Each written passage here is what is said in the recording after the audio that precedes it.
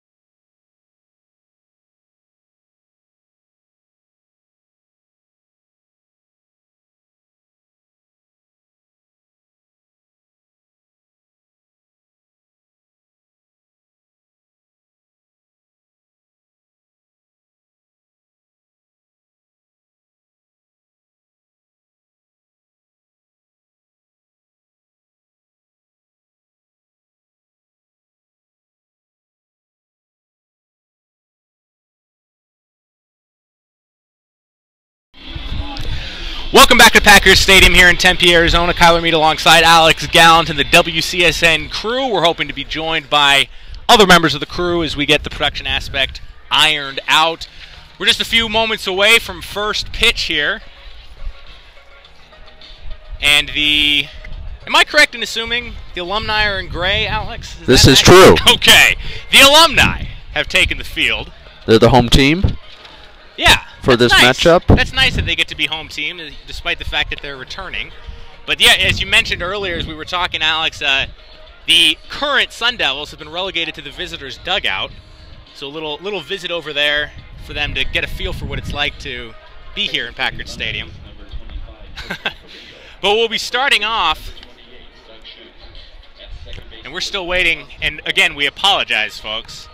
It is an exhibition game, the Alumni game, maroon and gold here in Packard Stadium. We are waiting for bits of information as they drift in. So we don't yet have an ASU starting lineup. I can run down for you, however, the starting lineup for the Alumni when we get to that, but we'll wait until we get closer to that moment. But we see these gentlemen out here in the gray slacks and shirts as well, dressed back up in their old ASU gear. Definitely excited for the opportunity to see some old friends once again. So it looks like we're just about to get underway. And it'll be Michael Benjamin who's going to be leading off for the Sun Devils. And we're joined by Trey Lanthier. Welcome in, Trey. Took a while, but we figured out the technical production side of things, and starting off right away here. So here we go. First pitch from Packard Stadium, and it'll be called the ball. I beg your pardon. That'll be called a strike. A little late call from the ump there on the first call. Could establish himself. And that is over the bag. It'll be fair. Benjamin's rounding first. He's going to coast into second pretty easily. And a lead-off double.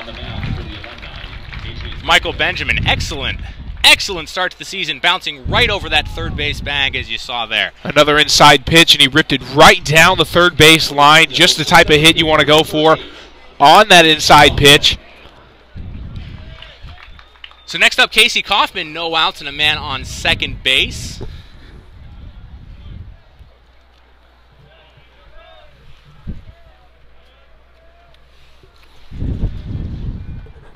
Here's a pitch that'll be outside, ball one. The pitcher for the Alumni, Adrian Gomez, they call that a strike. I can't believe it. I beg your pardon. I looked away before the umpire made his ruling. He's got a wide strike zone, folks. That'll be a ball to appease me. 1-1. Good lefty-on-lefty matchup here to open things off for Casey Kaufman going against Adrian Gomez, the left-handed pitcher, starting for the Alumni here. Going to see a lot of situational opportunities for Kaufman during the regular season, which he'll have to hit lefty, so this is a good experience for him heading into the regular season. Next pitch is a strike, 1-2. Still with no outs. Casey Kaufman's got the man on second, Michael Benjamin. Gomez looks in. The lefty Gomez waits the pitch. Ooh. Little rusty from Adrian Gomez. Matt beans him, gives him a free base. Nice and easy, though. One of the loopiest, lightest beanings I've ever seen. Yeah, he will not be too battered and bruised after taking that one off the hand, it looked like. So Still Kaufman will gladly take his base. I'd say he earned that base, though. I don't know if I could take a hit like that. I'd be crying for weeks. That's true. Adrian Gomez, a battleground Washington, went to Prairie High School. Way back in the day, I guess. Not too long ago. Next up would be Trevor Allen. He takes a first pitch strike. So 2-on, no out. 0-1. The runners are going. It's a hit and run. He drops it nicely into left field. Benjamin will come home. Kaufman's into third. Oh, we've got some rust out in left field. That'll become... Here he comes. Look at that. A nice 2 RBI. We'll call it a double because it's an exhibition game. There's no question. There was a little bit of a bobbling out in left field there. But a nice start for the Sun Devil proper team. Looks like the Alumni need to warm up a little bit more. Yeah, I'm not sure Adrian Gomez is firing on all cylinders from the mound. Seems to have lost some velocity from his heyday. And Trevor Allen was able to line that into left field for a good piece of situational hitting there with the hit and run. Both runners taken off, and it paid off with a quick 2-0 lead here for the current Sun Devils.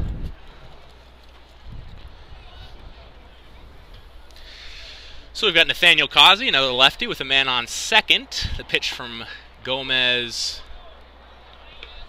just on the corner there for strike one. It'll be 1-1.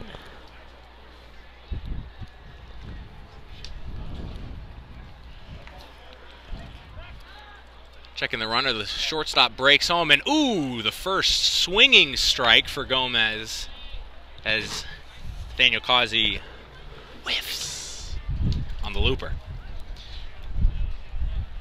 Seems like Gomez is trying to start that pitch right at the batter and have that break over the inside corner.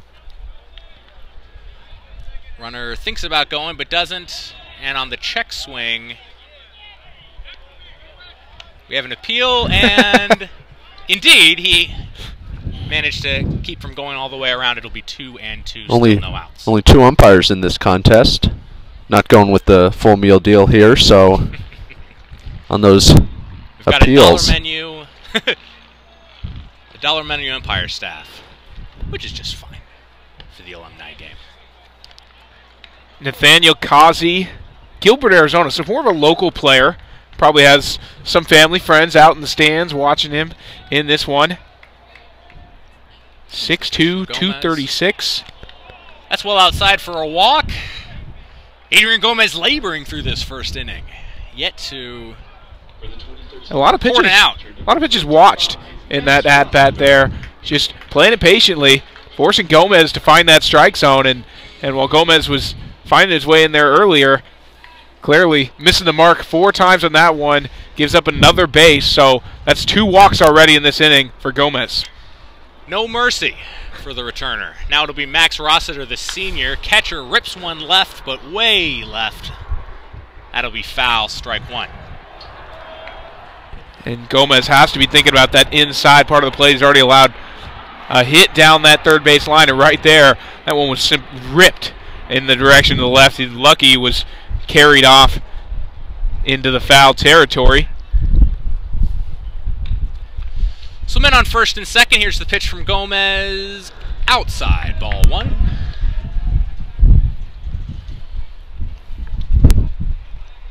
Not sure how many pitchers the Alumni have at their disposal today, but that's a good question. I was just wondering. I'm not how gonna, long will they go? I'm going to go out on a limb and say Gomez is not going to last very long in this one.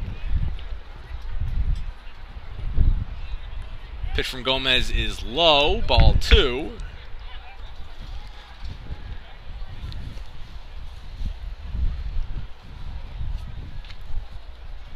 It's Jorge Carrillo behind the plate for the Alumni.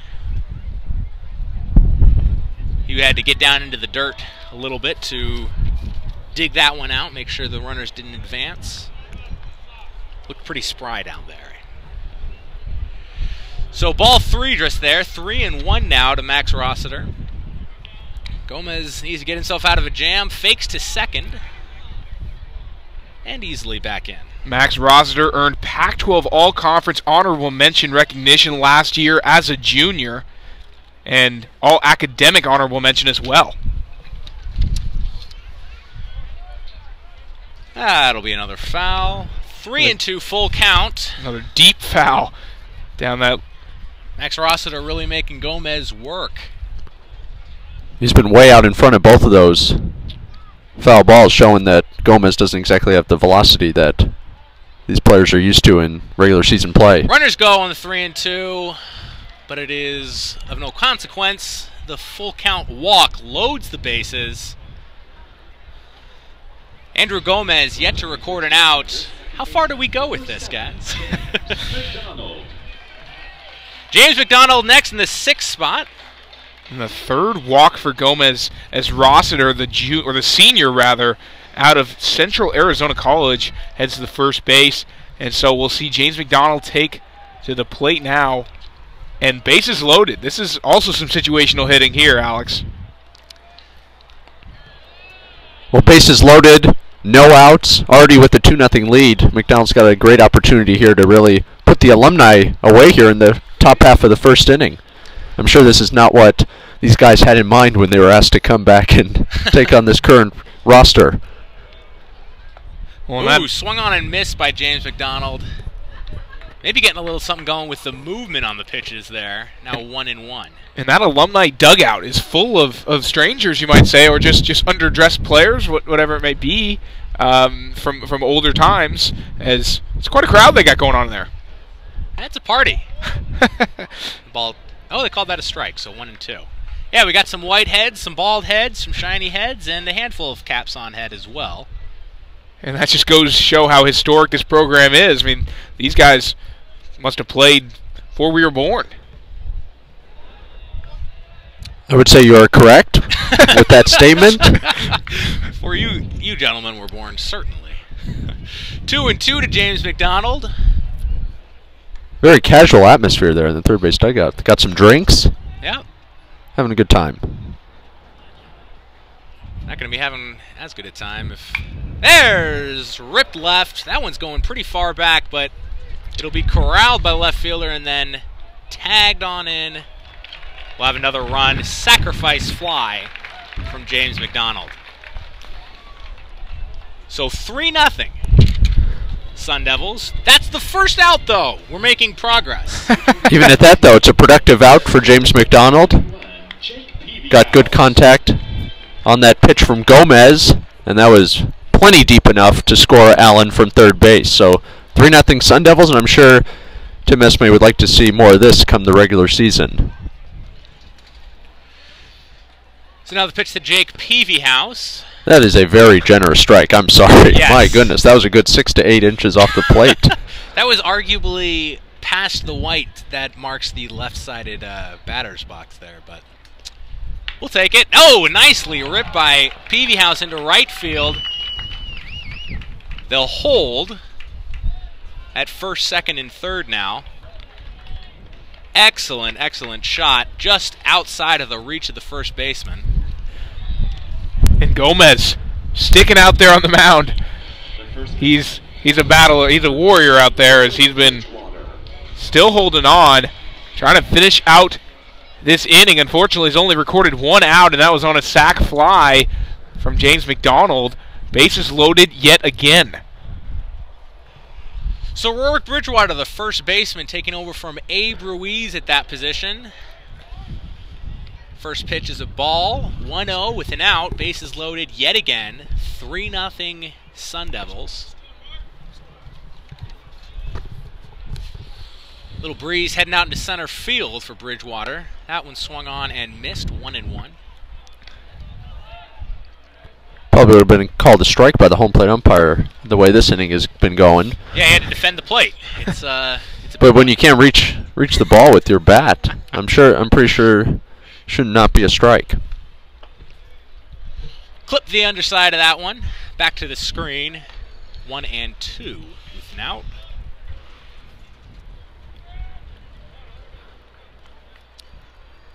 Gomez trying to make his way out of this one. Bring the Alumni up to bat. Here's the pitch. Swung on over the second baseman's head into right field. That'll score 1, maybe 2 runs. It'll be an easy 2 runs, and we'll have men on first. Oh, check that. Second and third. As Bridgewater gets a little cheeky as the cutoff man is missed and slides on into second base for a 1-out, 2 RBI. Once again, we'll be kind and call that a double. We don't need to call errors on the Alumni. And Rourke Bridgewater the sophomore, started 10 games last year for the Sun Devils, led all the true freshmen on the team with 16 RBIs and 2 home runs, so he's not afraid to hit it deep, and right there showing some finesse on that hit as he brought in 2 runs to tack on some more and make this a 5-0 game just in the first inning. First pitch strike there to Drew Stankiewicz. We're currently on pace for a 45-0 victory for the current ASU Sun Devil team.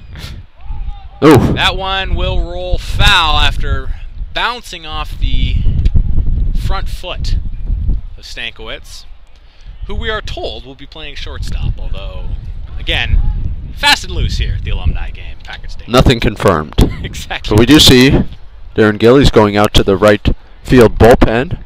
This inning's been going on so long, he needs to get some more warm-ups in before, reportedly, according to sources, he's going to take the mound in the bottom of the first inning. Yes.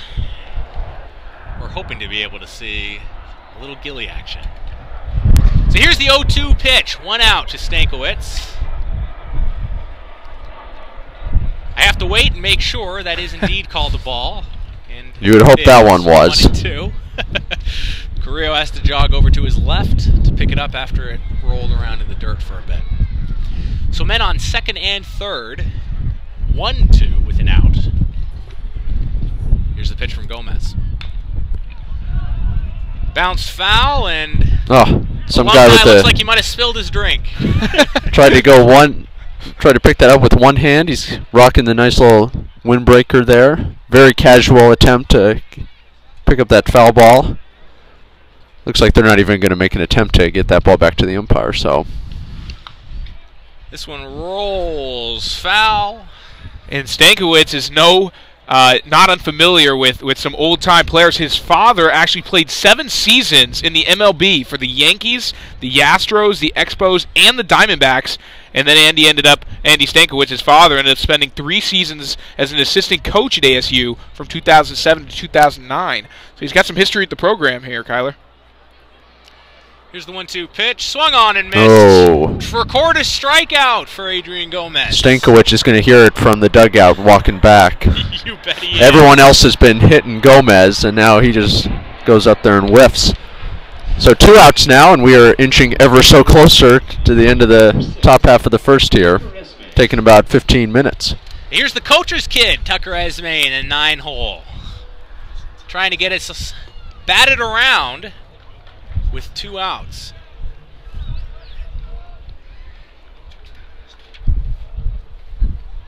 This is actually the 10th player up. Oh, I beg your pardon. They're just playing everyone. Hit right back to the pitcher. Gomez will be able to laze a little off that over to first base to end the top of this first inning. We made it! 5-0 Sun Devils. We'll take a quick break and come back with your Sun Devils in the field and the Alumni at bat. You're watching the WCSN presentation of Sun Devil Baseball. It's the Alumni game here from Packard Stadium. We'll be right back.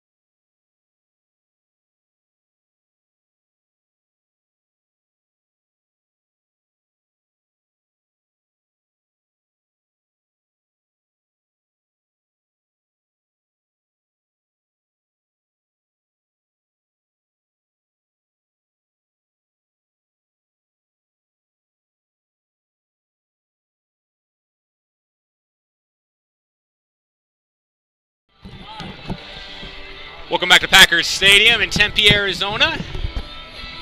And the alumni game. Sun Devil Baseball presented by WCSN. Kyler Mead, Alex Gallant, Trey Lanthier here on the call for you. And it'll be Andrew Applin. Don't have to go. Old spot of leadoff. Don't have to go very far back into the record books, the rosters of past Sun Devils. He was just here last year leading things off for the Sun Devils. There's a little velocity that we like to see on a pitch, but it's a ball. 1-0. Darren Gillies getting the start, the sophomore out of Hollister, California. Made 13 appearances last year, 10 starts.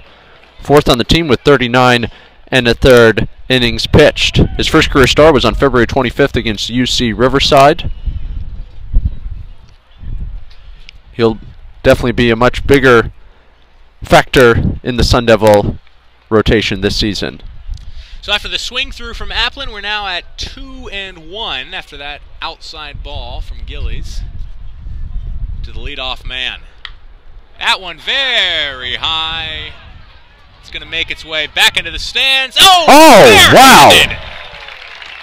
What a catch. An ovation does that Sun Devil fan. Now you Excellent catch. Now, can of corn. The alumni left fielder got to be looking up at that and saying, well, maybe I should be taking some lessons from him on how to catch a ball out in left field. Probably the best fielded ball of the day so far. Wow. But lots left to come. That one bottomed back to the screen. Andrew Gomez wants that guy on his team, somewhere out in the outfield. To be fair, it was hit right to him, so it's not like he had to move or anything. Here's a pitch from Gillies. Inside, it'll be 3-2.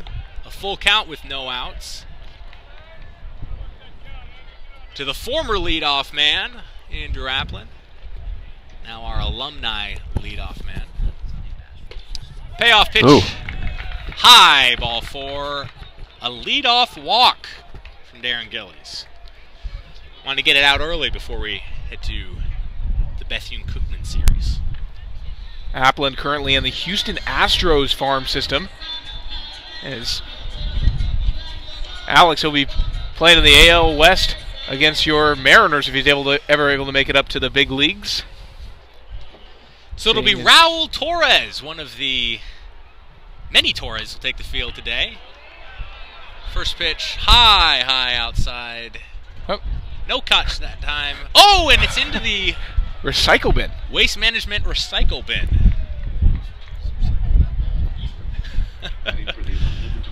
Reduce, reuse, recycle. Graduated in 2010 from Arizona State, hit .268, 3 home runs, 45 RBIs in his senior campaign. Drafted in the 21st round by the hometown Arizona Diamondbacks in the 2010 MLB draft. And that one's into right field. It'll be a no-out single, moving Applin over to second base. Right fielder Trevor Allen was able to get it in quickly. And these are all guys, for the most part, that are still in Major League farm systems. So these guys are no slouches at the plate. So this game is far from over, even though it's 5-0. The Alumni might not have the strongest pitching core, but they certainly have plenty of hitters that can do some damage. So it's Ricio Torres now in the 3-hole with no outs, 2 on, including Raul Torres and Andrew Applin. Gillies looking to get out of an early jam.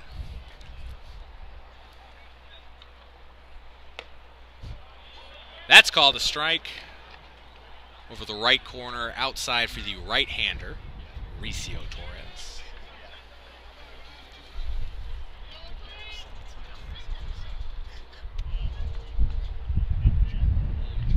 So the 0-1 pitch, swung on, lofted out to right field. It'll be a ways to go for Allen will manage to make it in, but a tag from Applin, and the speedster gets into third base easily.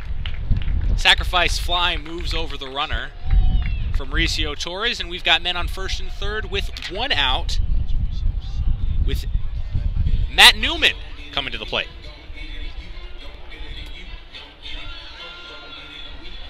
For the Alumni, number 2, Matt Newman. Matt Newman, the son of Randy Newman, not the folk singer, I assume, a former Sun Devil baseball player himself. I don't know if Is that the You've Got a Friend in Me guy? that's correct, of Toy Story fame. That is Also right. short people. Here's the pitch from Gillies. High ball 1-0 with an out. Men on first and third.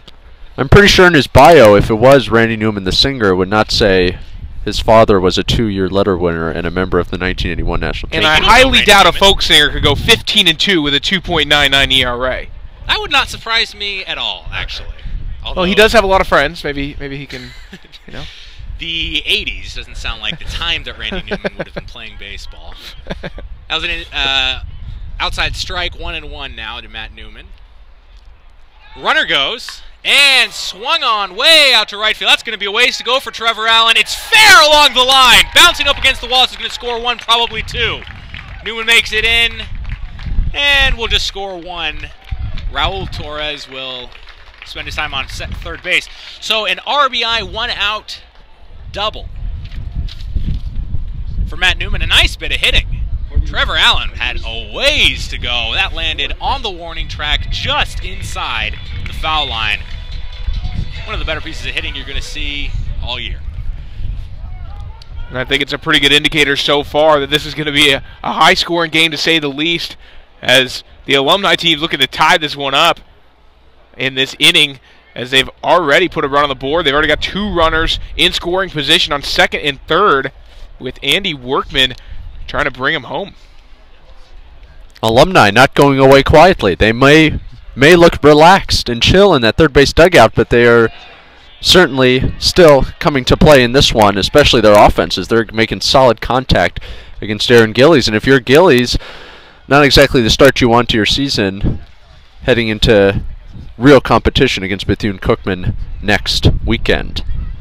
Oh, indeed. Here's the 1-0 pitch. That'll end up foul. Winds change directions. It's coming in now from left field in towards the stands off the Rio Salado River. Which is a little redundant to say Rio Salado River. It's saying Salted River, of course. That's okay. That's what we do here in America.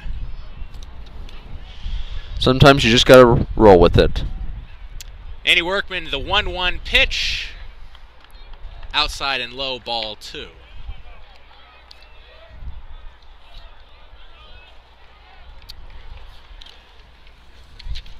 Workman, a former second-team academic All-American, first-team academic Pac-10.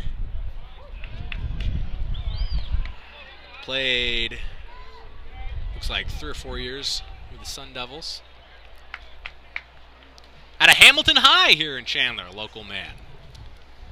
Now battling 2-2 from Gillies, with an out, trying to get the men on second and third in to get the score a little closer. And we rung him up. The first strikeout of the game for Darren Gillies. Andy Workman watched that inside pitch, and he'll have to take a long walk back to the dugout. And that's a big out right there for Gillies. Build up some confidence against this Alumni team. As you said, Alex, it's so stacked with batters, as right now it's Jorge Carrillo going to be taking the batter's box, and it's a big-time at-bat. If Gillies is able to get this out, escape this inning with only 1 run given up, that's a huge confidence and booster. He's a fake steal home. Now he might really come, though. Just playing with us. Gillies got to keep an eye on Torres there.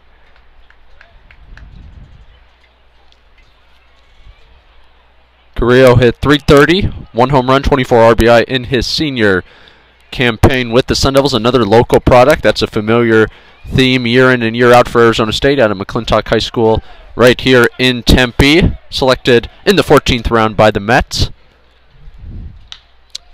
Out to center field. That's going to be Casey Kaufman coming in and making the catch to end the inning. So only 1 run scored despite plenty of hits for the Alumni. It'll be 5-1 as we head to the top of the second inning. Stick around, folks. We're going to take a quick break on this WCSN presentation of Sun Devil Baseball. We'll be right back.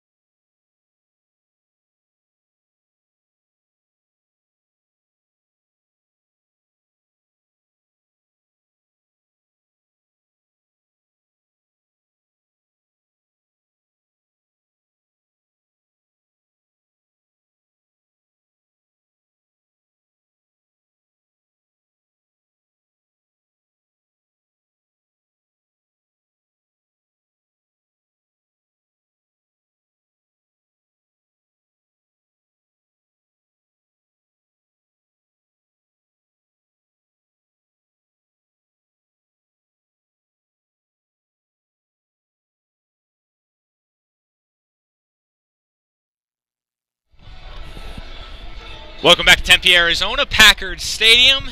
The WCSN broadcast of Sun Devil baseball. It's the alumni game. 5-1 now in the top of the second. Michael Benjamin.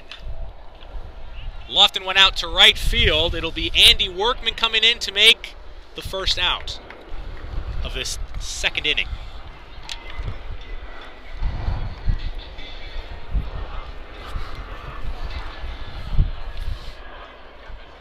So Casey Kaufman coming in now. Casey Kaufman.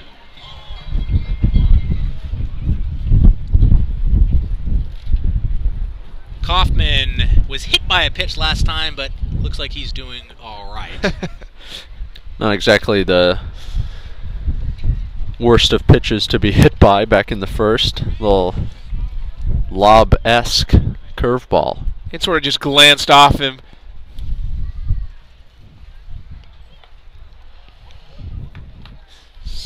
So 1-1 now with an out to Kaufman.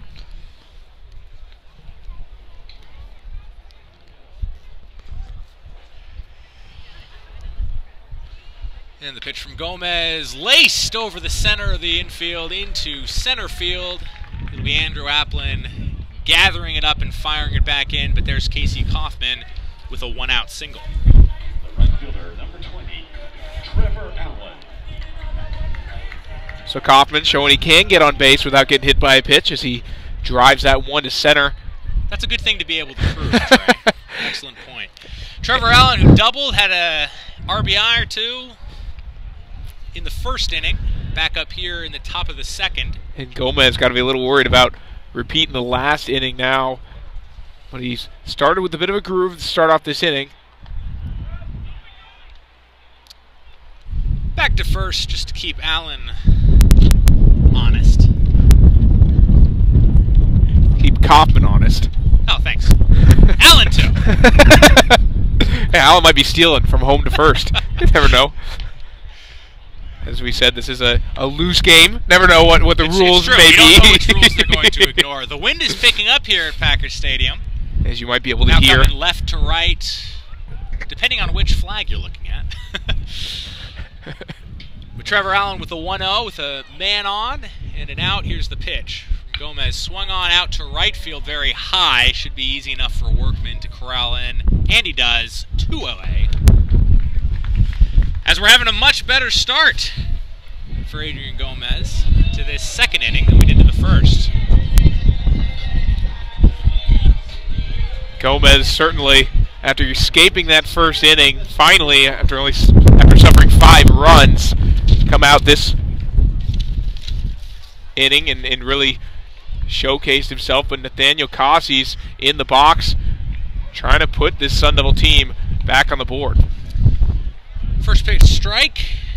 Nathaniel Causey, who walked in his first at-bat. Wind is all over the place, now going straight out to center field. A chance maybe for Causey to drive one. That'll be... Oh my. Amazingly,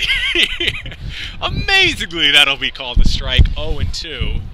The catcher Carrillo had to move to his left substantially to gather that in, but name of the game. Are we sure these aren't alumni umpires? Here's the pitch. That one's out to right. It'll be way back for Workman, and it'll be out. My goodness, the wind carried it all the way into those orange trees. A home run for Nathaniel Causey. Caught me by surprise, guys. I thought that was going to be falling a little short, but this wind heading out in the direction of the Salt River just carried it and carried it. And Nathaniel Causey got us on the board once again. A 2-run home run. Seemed like Andy Workman out in right field thought it was going to stay in too. He was chasing down after it. Looked up in surprise as it sailed right over the wall. And Gomez rather, got to be a little upset with himself, giving up that home run, the first in this game. Now a 7-1 score for this current ASU team taking on the Alumni. And Max Rossiter's going to try to keep the momentum going. Oh, look out. There goes a drink. My. That same guy. Probably just got that drink. The elderly alumni are gathered at the top of the The top of the dugout there. I don't know why they don't stand behind the gate or the fenced area on the dugout. They're just chilling, and that guy has gotten hit twice now. Here's a hit from Max Roster into center field. An easy single. Somehow he still has some drink left in that cup. I've seen it splatter out twice after he is ducking for cover. But still got something in there. I see him right now going for another sip. Now, correct me if I'm wrong, guys, and maybe our camera crew can get a better beat on it, but it looks like Applin and Workman have switched places in center and right field. I believe this is true. Yeah. James McDonald's the man up. Yeah, we're getting confirmation of that. They've switched. Workman didn't care for having to run all the way back. I don't have sources on that. Maybe Applin said, I could have caught that home run. I could have jumped up the fence and gotten that one in. Let me try. That might be the case. So the 1-0 to James McDonald now with a couple of outs, and the man is going. Nice He'll be throw. out. A perfect throw from Jorge Carrillo to end the inning. Oh, and he stares down the dugout, the Sun Devil dugout. Big momentum swing for the Alumni. Well, look at that, and just like that, after the 2-run home run, we're headed to the bottom of the inning.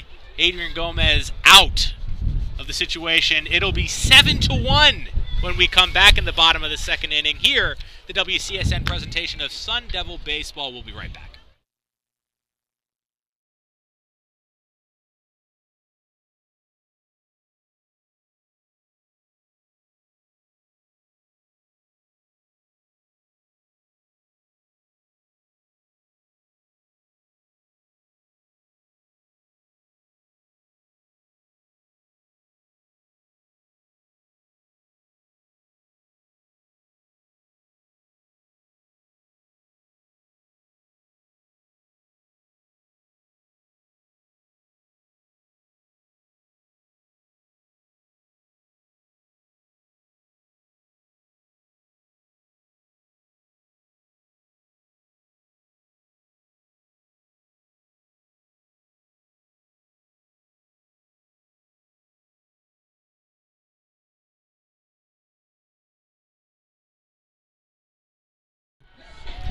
Welcome back to Packer Stadium, Tempe, Arizona at the Alumni game. We just had it announced. Frank Cush in the building, folks.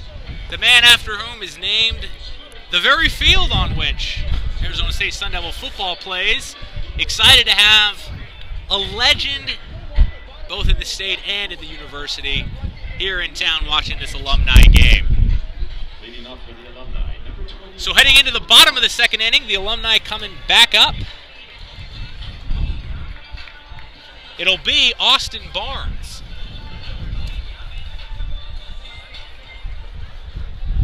The second baseman for the Alumni. Trying to work their way back into this game. And that is very, very high into center field. It'll be Kaufman reining it in, out number 1 off the first pitch. The wind carried it a bit, but it couldn't carry it far enough, and it's going to be an easy out for this current Sun Devil team. And it'll bring up Doug Schutt, the first baseman. Doug Schutt. Or Scutt. I've heard it both ways. Wind still blustering out to center field.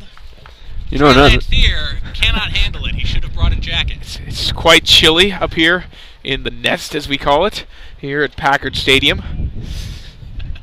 First pitch strike from Gillies to Scutt. 0-1 with an out. And you know, things are always going on in Tempe as you see a crowd segueing past that is the river. Can we get a shot of that, guys? Can we get a shot of the Segway parade out here along the Rio Salado River? I'll keep us all updated on what's going on in the field. It's the 0-2 pitch from Gillies, laced out for a big foul.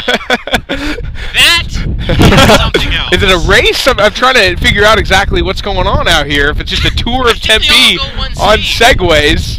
Let me tell you what, folks. That is not something you're seeing in the Northeast Corridor today. And there's a single from Scott out into left field. A 1-out, 2-strike single. He's able to go opposite field with that one to get a man on base. Wow. Bringing you the happenings here in Tempe, WCSN. What a great, maybe they're all what a great family event there. Maybe they'll head on a down great to Saturday the morning. roller derby event tonight that WCSN will also be covering, perhaps. Likely. Likely. That would take them a while to get there. They're not making much speed, but... So it's Joe Pershina now heading out to left field. PV House should have no problem, and he doesn't. Out number 2. Didn't even get a chance to know you, Joe. Hopefully we'll get a chance to talk about you later on. Thanks for playing. Nice try. Come again. And here's Paramore gets a nice ovation here. They're just bringing in a bunch of players here. I think they're gonna be batting the order here. It looks like 46 on deck. Applin nowhere to be found. It should be his spot coming up right now. And a perfect steal from Doug Scott. Beautiful jump. This guy's got to be nicely. Rossiter needs to get a little bit of a better throw off. Got to be the MVP for the Alumni so far. Yeah. Scott doing everything.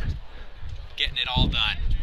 So 1-0 to Paramore with 2 outs, and now a man on second. And it's interesting that Rossiter actually, from Baseball America, has been given the title Best Arm in the Pac-12 at the catcher position. And the jump that the Alumni got on him. Yeah, and Rossiter definitely looking to catch some more Steelers. Is that the correct terminology on that one? Some Steelers? Some Steelers.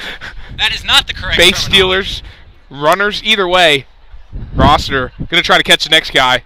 Oh, and Gillies trying to make him pay. Nice little turnaround move there. Scutson, that is a pretty good move. But Scutson easily. So now, perhaps, the 1-1 to Paramore with 2 outs. Long foul. Let's see if we can catch which car that'll... That is off. That's off your truck. Yes, indeed. By truck, fortunately. It's made of steel. Exactly right. American made. So 1-2. Mead Construction. Is that right? Mead Construction. Hey, if you're in the... Defunct. It is defunct, so I should not be promoting it. Okay, got it. Does not exist anymore. Only in the form of my truck. Way inside from Gillies. That'll be ball 2. 2-2 with 2 outs. Paramore the man in the batter's box.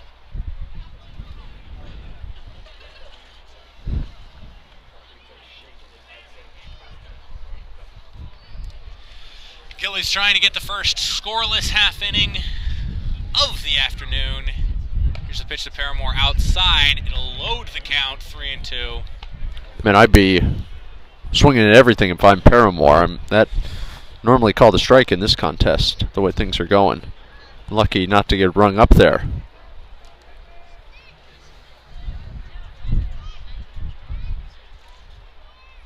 The payoff pitch. Way out to center field. That's going to be a bit of a run for Kaufman, but he makes it for out number 3.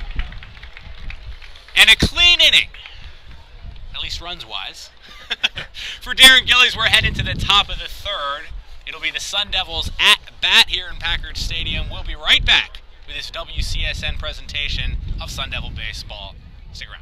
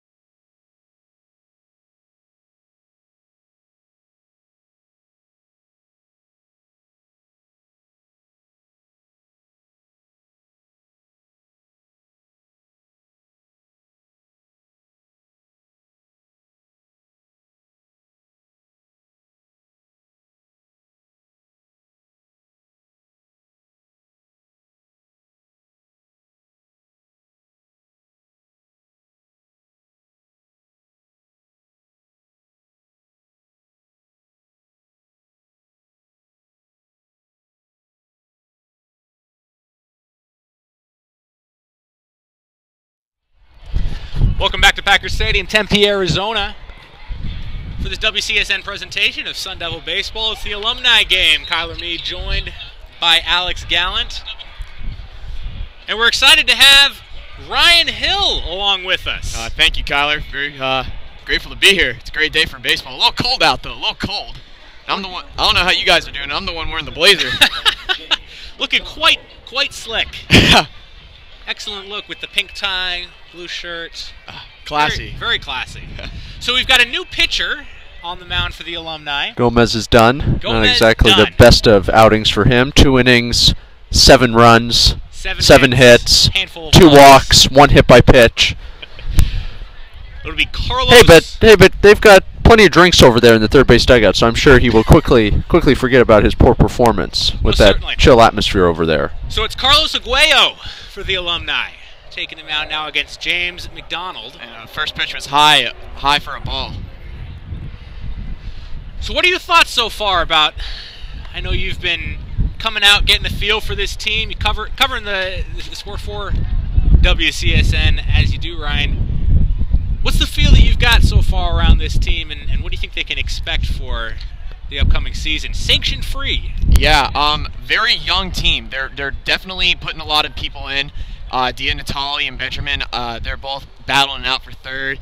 Shortstop's going to be a big one too with Stankiewicz and Boydes, the young, speedy freshman shortstop from Long Beach. Defense is going to have to step it up. I think whoever has the better glove on the left side of the field will definitely be there. But I definitely think Stankiewicz and Benjamin are going to take that over. But definitely a young team, lots of talent, big young arms on the pitching staff too. So McDonald flew out straight to the left fielder Matt Newman for out number 1. Carlos Aguayo so far looking a little bit stronger than Adrian Gomez. Now it's Peavy House at first pitch, a ball with 1 out. Interesting note about Jake Peavy-House, his little brother Paul Peavy-House actually plays for Gateway Community College as well. So both brothers staying local in the Valley for college baseball. That is interesting. A lot of baseball players from the neighborhood. Chandler to Glendale to Scottsdale to Tempe make their way here to Arizona State University. Here's the 2-0 pitch from Aguayo. High once again, 3-0. Aguayo graduated in 2003, so he is coming back after almost a 10-year layoff from Sun Devil baseball. Still pitching strong on the mound. He made 23 appearances in 2003 as a reliever. 3-0 with a 4.88 ERA. As that one's high and outside for ball 4. So Peavy House rather, with the walk. But Aguayo, the alumni, needs some innings. Bring him back, even though he hasn't pitched since 2003. He had a solid career. 37 games, 2-year ASU career. He was a transfer from Cochise College in Douglas, Arizona. A product of St. Pius X High School in Albuquerque, New Mexico. So the walk there you saw to Peavy House puts a man on with an out and brings up Rorick Bridgewater. First pitch ball, 1-0 to Bridgewater, the first baseman. Another thing with Aguayo, he's throwing significantly harder than Gomez. You can definitely hear the mitt popping all the way from up here in the nest, as Trey so eloquently called this place. Big high foul. Let's see if that'll stay in the park. And the man with the glove needs to work on his footwork. He could have had that. Little disappointment. It sounds like it hit a car. Yep. An alarm is going off, folks. Oh, buddy. You got to move. You got to run. Show us your best Andrew Applin impression. Get on that horse. So 1-1 to Bridgewater. Man on first and an out. Another high. Aguayo having a little bit of trouble getting it down into the strike zone. Very high on many of his pitches. Carrillo needing to come out of his crouch. But it's 7-1 here at the alumni game as we start to get more and more cloud cover. Not good for the chilly Trey Lanthier or Ryan Hill, who's also chilly. You blondes and redheads. We don't. Oh, and that bounces in. I guess they're to the trash can. Yeah, that one falls in the trash can. They won't be. Oh my God! There's a race for it. They won't. They won't be reusing that baseball. No reduce, reuse, recycle for that one. That's unfortunate. You should always recycle. But we were able to fish it out, so it's just got a little bit of mess on it. And nice souvenir. That one's super duper duper high. Ricio Torres drifting over. It looks like he'll make it. Very well caught. Right over in front of the Alumni. Several of whom were not paying any attention. For the 2013 team, the shortstop number 17, Drew Stankiewicz. So 2 outs with that man you were discussing, Drew Stankiewicz. Battling it out for the shortstop position, coming on in to try to get the man on first. In for perhaps the 8th run of this game. And Trey mentioned his father earlier with all of his MLB accolades. He's also the head coach of Grand Canyon University, the Lopes, who have just been put in the WAC for D1. So now a little family rivalry now in the Valley. Runner goes and is safe. So a steal. Carrillo, not an opportunity there to stare down the Sun Devil dugout like he did last time.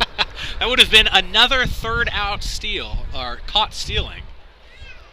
But alas, he made it in safely.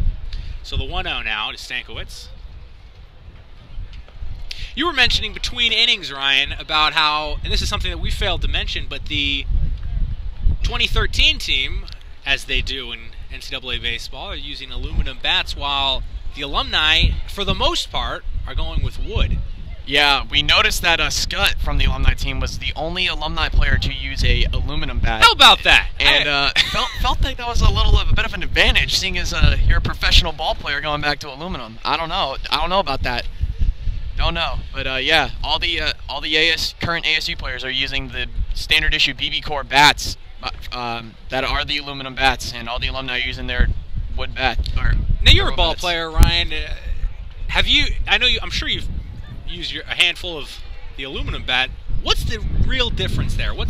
Obviously, you get more power out of it. The sweet spot on the wood bats is significantly smaller. It's more. You will definitely feel when you make contact, when you get jammed, or when it hits off the edge of the bat, and it really shows the true sign of a hitter when you're at that young collegiate or high school age. And that's high to Stankiewicz ball 4. We'll have 2 on with 2 outs. Welcoming in Tucker Esme. Keep going. And it's the sweet spot on metal bats is bigger, and if you get jammed, you can more than likely get a base hit. But now in college and high school, they moved to these BB Core bats, and it allows for them to simulate wood a lot better. So all the college teams are using those now? Yeah, it's a standard issue BB Core. They switched it from the Besser because the trampoline effect, as they like to call it, was so much higher, and the home runs plummeted when they switched this, and it's making these players a lot better hitters, in my opinion. Good. Well, Ricio Torres throws out number 3. Tucker Esme, yet to get much done today here at Sun Devil Stadium. And we'll head to the bottom of the 3rd inning. No outs, no runs, I should say, for ASU. We'll be right back with this WCSN broadcast. Thanks to Ryan Hill for joining us. Thank you, Kyler. We'll be right back. Stick around, folks.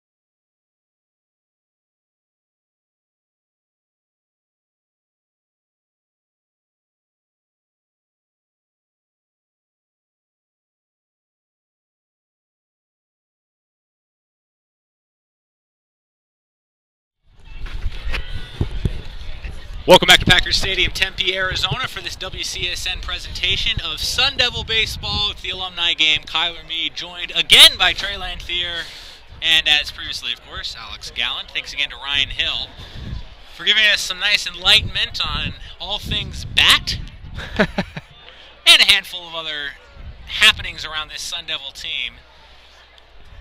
Jared McDonald. They are just going through every alumni that's suited up, apparently. Yeah, taking the place of I'm not even sure. It's really loose.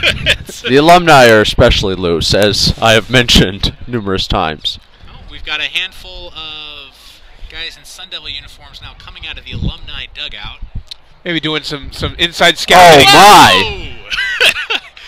McDonald completely lost the bat on that one. Good thing those players weren't trotting behind him when he was swinging at that. Otherwise, he might have got taken out by that bat. That would be definitely lax if they were just running behind the plate during a pitch. And Dean Natali among that group, so he's a guy that Sun Devils can't afford a broken leg by.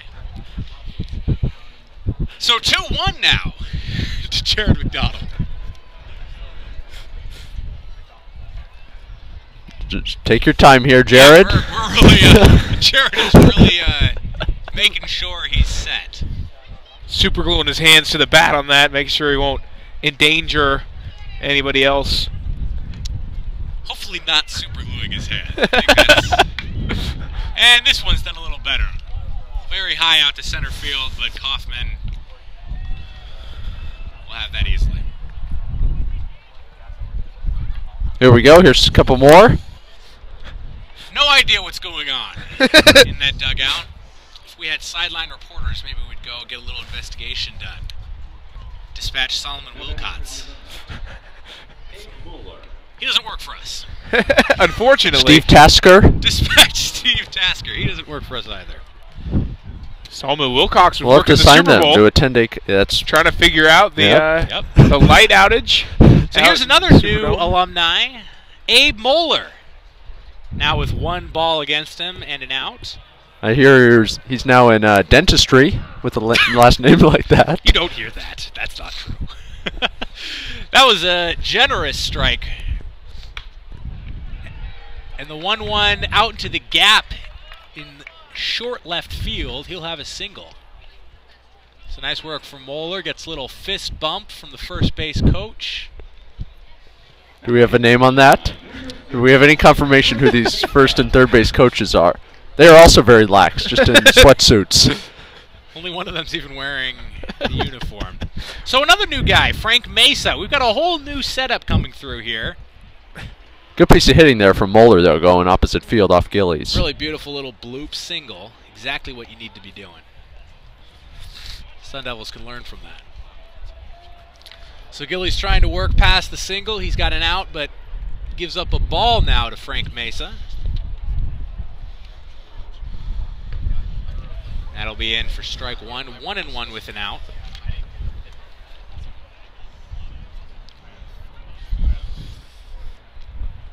Last played in 2004. One of the older players on this team in his junior year back in 2004. He only played 14 games, only hitting .206 before he left the team. So not exactly going out with a bang, but he definitely had a great sophomore year. Swung through and very high from Rossiter. Excellent backup work from Emilio Torres. That could have gone into center field. Roster getting all the kinks out here in the alumni game. The strongest arm in the Pac-12. Maybe he's just got to get showing that it off strong there. arm under control. And that's in reference to Baseball America, calling Rossiter the strongest arm of any catcher in the Pac-12. And I beg your pardon, that's James McDonald now out on second base. Strike three. Darren Gillies managing to put away Frank Mesa for out number 2. And Gillies putting together some nice pitches and nice strings to keep this team down. Remember, this is a team of minor league baseball players coming out here. Daniel Milner making an appearance. Now, with 2 outs. Swung through and missed. Strike 1. Daniel Milner is no small man. He takes big hacks up there. Good size, the right-handed hitter. Last played in 2011. He appeared in 2 games in 2011, going 1 for 1, driving in a run against Charlotte in the Tempe Regional. Another guy using an aluminum bat is Daniel Milner. Take that, other alumni.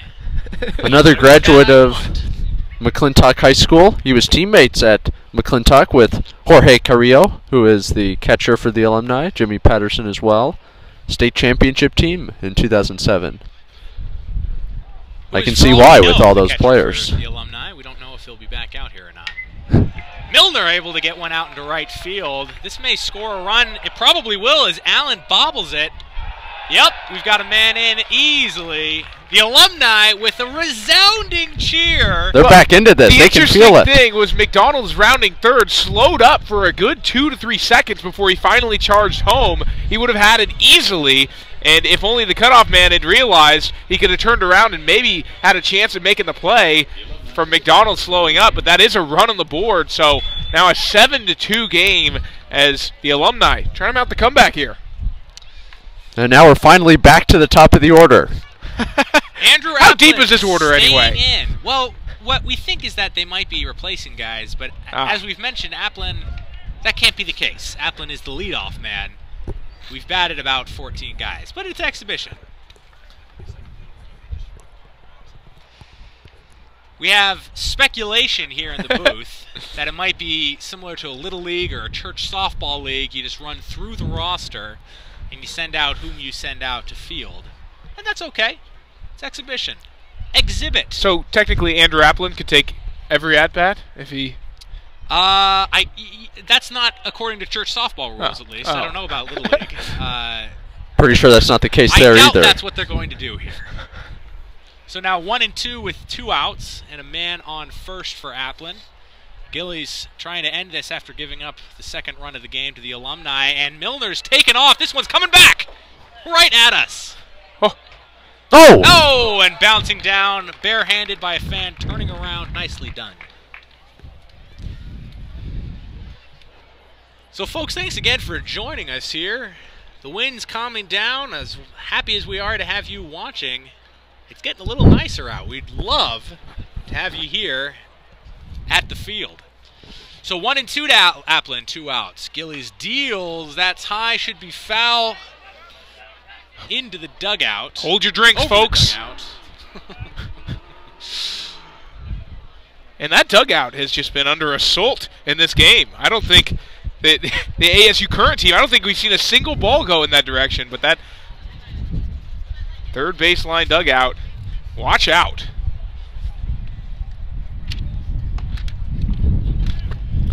So 2-2, and we've got a little moisture in the air as the breeze picks up once again. Our barometers tell us, as that's just the hopefully my human barometer. Don't see any. Our chief meteorologist, Kyler Mead. That is called a ball. We would hope. That was in the dirt. And if anyone's going to have a scouting report on Darren Gillies, it's going to be Andrew Applin. So he's going to know what's coming here, 3-2. True that. And Milner will be taking off from first with 2 outs and a full count. Backs off, lets him go. He could go right now. Here he goes. Swung on, lifted high. Looks like it'll be Stankiewicz, maybe. It'll be Benjamin coming over, making the catch. 3 outs. And Darren Gillies escapes with only 1 run in the inning. It's 7-2 Sun Devils over the Alumni here at Packers Stadium. We'll be right back to this WCSN broadcast of Sun Devil Baseball.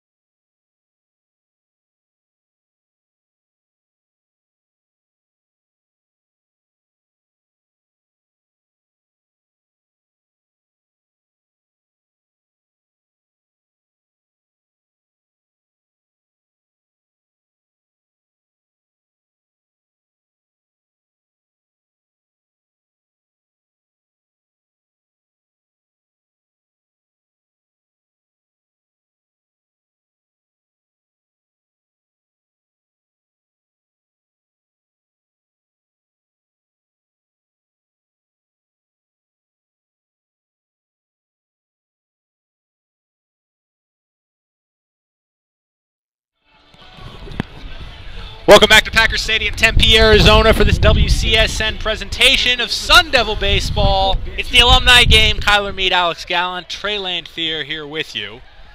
Thanks for tuning in. Michael Benjamin taking the field. We've had a handful of changes out in the field for the alumni. Still Aguayo on the mound, dealing strike one to Michael Benjamin.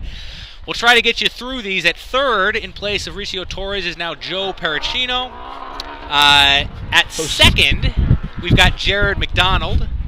Looks like we've still got Doug Scott at first base. It's now Petey Paramore catching for Carlos Aguayo. And we're still trying to corral in the remainder of these changes. That one's out, caught by, I think, Andrew Applin, still out in center. That is Applin. I caught up to him in a hurry there with the wind blowing fiercely now to right center field. That almost crossed up Applin, but he was able to adjust and make the play. We're hanging on to our equipment up here as hoping the wind will back down a little, and you can tell from the outfield flags that are just sailing in the wind. And you hear that exhaust, if you can hear that in the background. That's those segways. Yeah, they're racing away. No, it is not. So Casey Kaufman now with one out, the first ball to him. Segways are nearly silent. One of their many. There's a bouncer in the dirt. I hope we'll call that a ball. Paramore did not make too much of an effort there to block Nobody's that on one. Base. Why bother? He went for the first base style scoop there.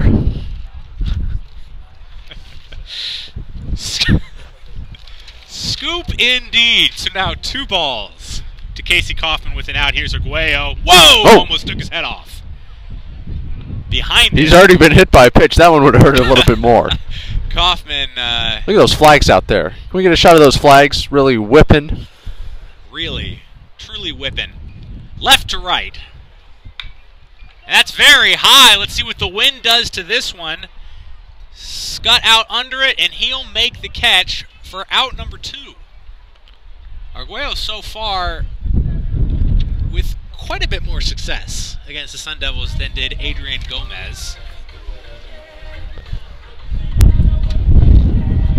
For the 26th right fielder, number 20, Trevor Allen. It'll be Trevor Allen coming back to bat for the Sun Devils. Down 2 outs already here in this 7-2 ball game. Top of the 4th, we've got to come on, Trevor, from Someone the Peanut Gallery. very happy to see Trevor Allen up to bat. He's got a double and a fly out to right field in his 2 plate appearances so far. Decent sized crowd on hand for this scrimmage, the alumni game, especially with the chilly weather, as Mr. Trey Lanthier would say. Well, I'm sure These fans are braving the elements. Trevor Allen's crowd, his hometown, Tempe, Arizona, so not much travel for his family and friends out here, probably down the street.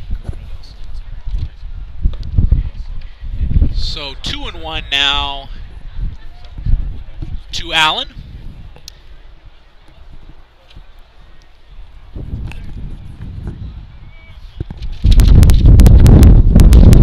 Here's a pitch from Arguello, swung through and missed. 2-2. And the wind once again picking up from left to right. We'll see how much of a factor it becomes. It already gave the Sun Devils 1 home run. And that's high to load the count 3-2 with a pair of outs. It'll be Nathaniel Causey coming up to bat if Trevor Allen can make his way through this.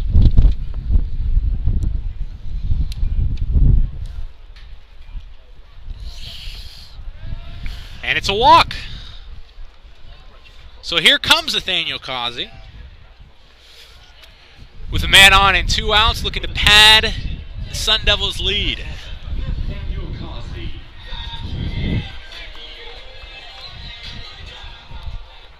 And some welcome sun peeks through the clouds here. Not for The us up fans here are in the probably booth. enjoying that after that quick burst of wind. So Arguello checks first and delivers. That's in for strike number 1. Alumni changing things up, kind of rotating through their lineups, as they will do in a game like this. You wonder if they have a chance to come back against the 2013 boys. They certainly, it's quite a, I'll say it's a bit of a handicap not to be able to use those aluminum bats. As Ryan was telling us earlier, the sweet spot's bigger, although, like he mentioned, they're trying to get it a little bit more in line, get a little more pop. But so far, I think pitching's been one of the biggest things. And here goes the runner. Paramore's up, and it's not good. Not in time. We've had another stolen base here in this Alumni game. And we saw Carrillo make that same throw, only he made it about a second and a half earlier, which is the difference between letting up a steal and getting the runner out at second.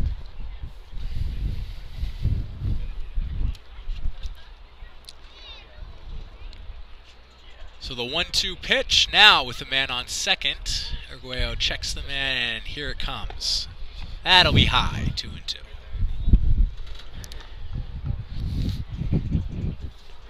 We're appreciative to Sun Devil Baseball for allowing us to broadcast this game, bringing it to you live through our Ustream channel, CronkiteSports.com.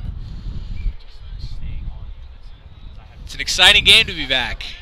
It's exciting to be back at Packard Stadium. I tell you, when I walked into the stadium, the sun was still shining. Music was playing as they took their batting practice, and I know those are some of your greatest hits too that they were playing. Some of my personal greatest hits. They had Kyler Meade's greatest hits in. That's not true, folks. Well, it always feels good to be back in baseball season. It's such a seasonal sport, you know. When spring rolls around, that's what people were thinking about, the start of baseball, whether it be at the college level, the high school level, or even the pros. It's always an exciting time. Swung through and missed. Nathaniel Causey rung up by Carlos Arguello. He'll make the long walk back. Out number 3. Arguello's able to get out of another inning unscathed. So it'll stay 7-2 as we head into the bottom of the 4th inning. Alumni coming up here at Packard Stadium. Stick around for this WCSN presentation of Sun Devil Baseball. We'll be right back.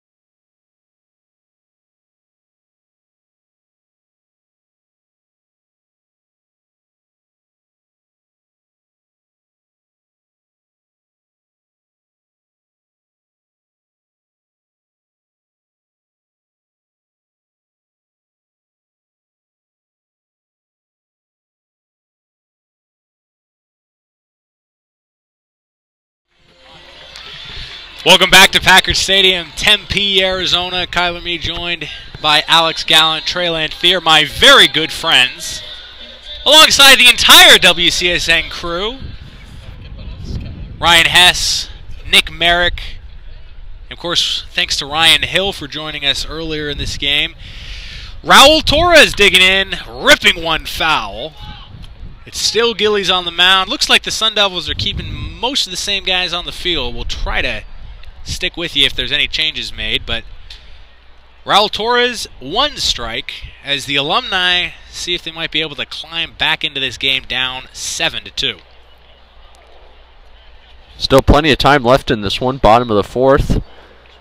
The Torres brothers coming up here. good a chance as any for the Alumni to make a dent in this 5-run deficit. Gillies got him to swing through on that one, 0-2.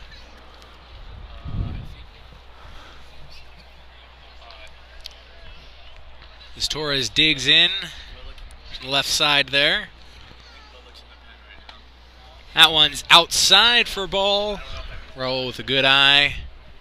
Gutsy to take that one, the way this has been going. The wide strike zones that we're experiencing here. Looks like we've got some Sun Devils warming up out in the bullpen area. This one's very, very high over our heads and into the parking lots. Clears the palm trees even. That was super duper high. Fortunately, over our heads and past us.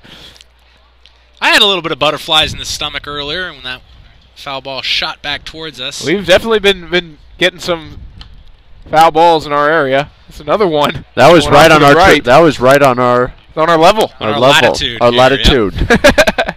You're the meteorologist. Give us some I am not a metrics meteorologist. As Raul Torres.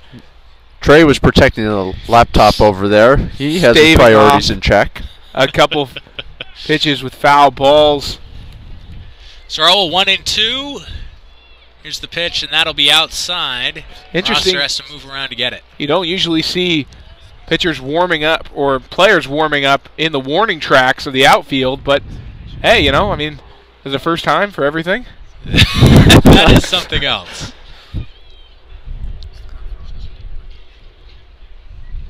It's a pitch from Gillies. That one skittering along the ground. Benjamin should have no problem with it, and he does not. Out, number 1. That'll bring up Ricio Torres. And Ricio and Raul were the first set of Sun Devil brothers to start alongside one another in school history. However, they're only the 5th set of brothers to suit up for the Devil at the same time. So, while ASU's seen a lot of pairs of brothers apparently, haven't seen many that were successful enough to both start at once, as these were the only 2 to do it. Swung through for strike 1. Gillies getting lots of movement on that ball.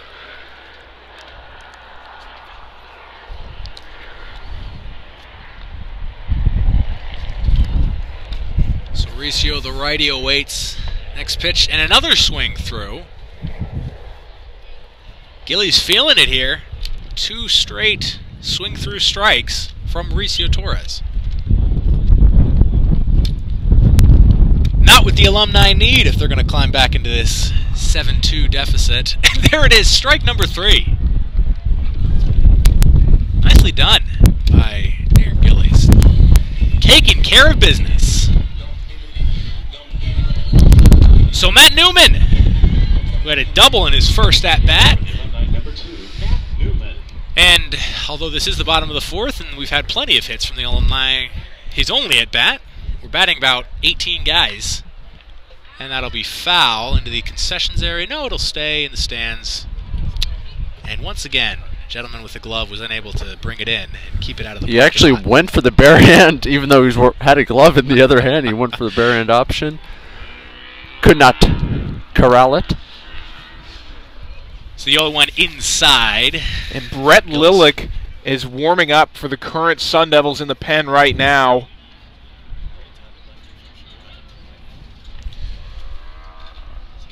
Way outside from Gillies. So Gillies, don't want to get him overworked. He's been pitching reasonably well, not at the level that you hope to see him once we get to. Although let's recall, he is playing against some star caliber players, as this is the Alumni team for a school that's had such history, such great players come through this program, and they're all coming back, and most of them are playing in some minor league system somewhere. It's definitely not an easy task for a pitcher. I'm sure most Alumni games at schools are blowouts, as this one has started out to be. It's 7-2 the lead right now for the current ASU team. However, they haven't scored in 2 innings. So full count to Matt Newman. Darren Gillies perhaps in need of relief, but he got 2 straight strikeouts. And there's the walk. So extending this inning is Matt Newman. He's reached base both times to go along with that double back in the first. Maybe the Alumni can spark a 2-out rally here. Workman up next. Struck out looking in his first at-bat in the first inning. See if he can get something done with the 2 outs, as you mentioned, Alex. Only 3 hits for the Alumni. Surprising. It feels like more, but I guess it's mostly been walks. We've had a lot of base runners.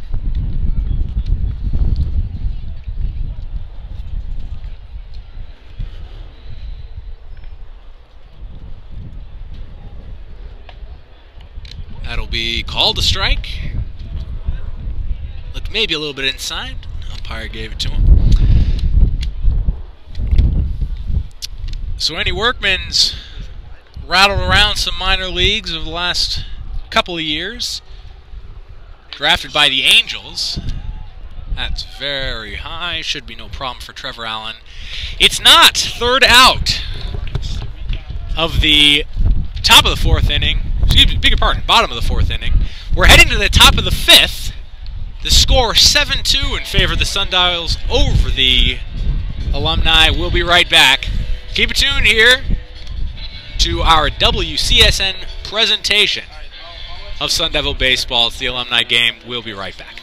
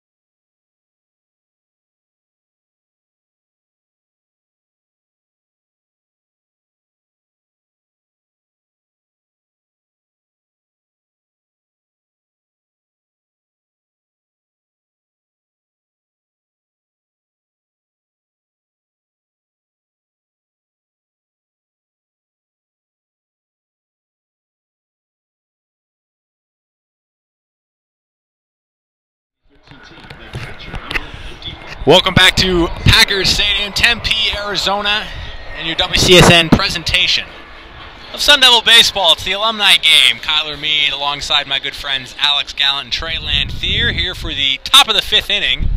It'll be Max Rosser up to bat against a new pitcher for the Alumni, Daryl Areola.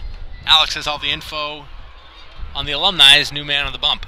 Career journeyman in the minor leagues, actually has played in the independent league for the past several years.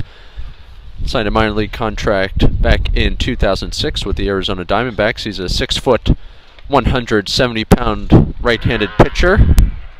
Transfer from junior college. Originally from Mesa, Arizona. Born in 1982. Trying to give the Alumni some good innings here and keep them in this game. They're down by 5. Haven't gotten much going on the offensive end, but still plenty of time, not even halfway through this contest yet. Off to a good start, already ahead of the first batter, Max Rossiter, and there is the strikeout. So a great start for Areola. 1 out already. Max Rossiter away, swinging strikeout. And that'll bring up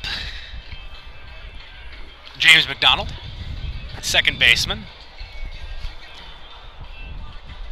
And the Alumni pitchers have really settled down since the first couple of innings. They've held the current Sun Devils scoreless in the past 2 1/3 innings. All Our research is telling us it's only been one hit since that second inning, which was Adrian Gomez's last inning. So between Arguello and now Areola, this would be an 0-1 game, actually, with the Alumni leading. So take that, Adrian Gomez. That is your college education paying off for you right there. Oh! Straight back to the pitcher. Well fielded. Daryl Areola. Out number 2, 2 down. Good reflexes there from Areola. Sharply struck ball. That must have hit right in front of the plate because I did not see it bounce. I thought that was a straight catch. Came off the bat with great velocity from James McDonald, but a good play by Areola. And a quick 2 outs here. Areola making quick work of the meat of the order for the current Sun Devils. It's now Peavy House with 2 away, trying to get something going for this Sun Devil squad, who's been mostly dormant, as we've mentioned, since the first and second inning. Whoa, that was reached back and fired it right at the shoulder of Jake Peavy House. So it'll be the first base runner for Daryl Areola. Peavy House has reached base all 3 times. Single, walk, hit by pitch. Mixing it up in the ways he's getting on base here this afternoon. So Rourke Bridgewater, the first baseman, big, and I mean literally big shoes to fill for Abe Ruiz, the departed slugger. The surprising, arguably the best hitter last season for the Sun Devils. First pitch swing through strike. Areola out and head to get started.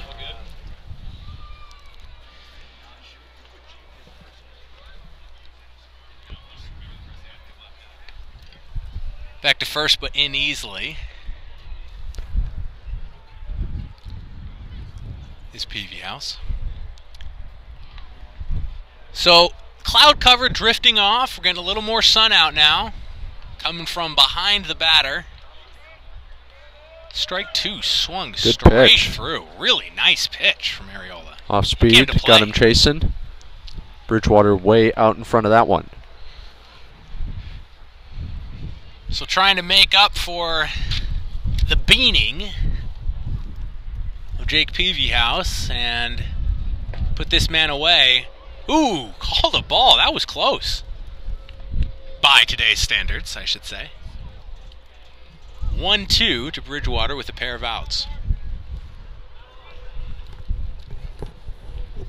So still 7-2. It's been 7-2 since the bottom of the third, early in the bottom of the third. Neither team able to make any headway. And here goes the runner. Perry out of his crouch very, very high into center field. Peavy House will just hang out on second base with another stolen base. We've had quite a few in this game. So 2-2 with 2 outs and a man on base number 2 for Rourke Bridgewater.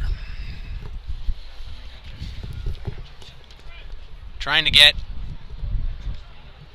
just the second hit for the Sun Devils since Adrian Gomez was replaced by Carlos Arguello, and now Daryl Areola keeping that going. Here's the pitch.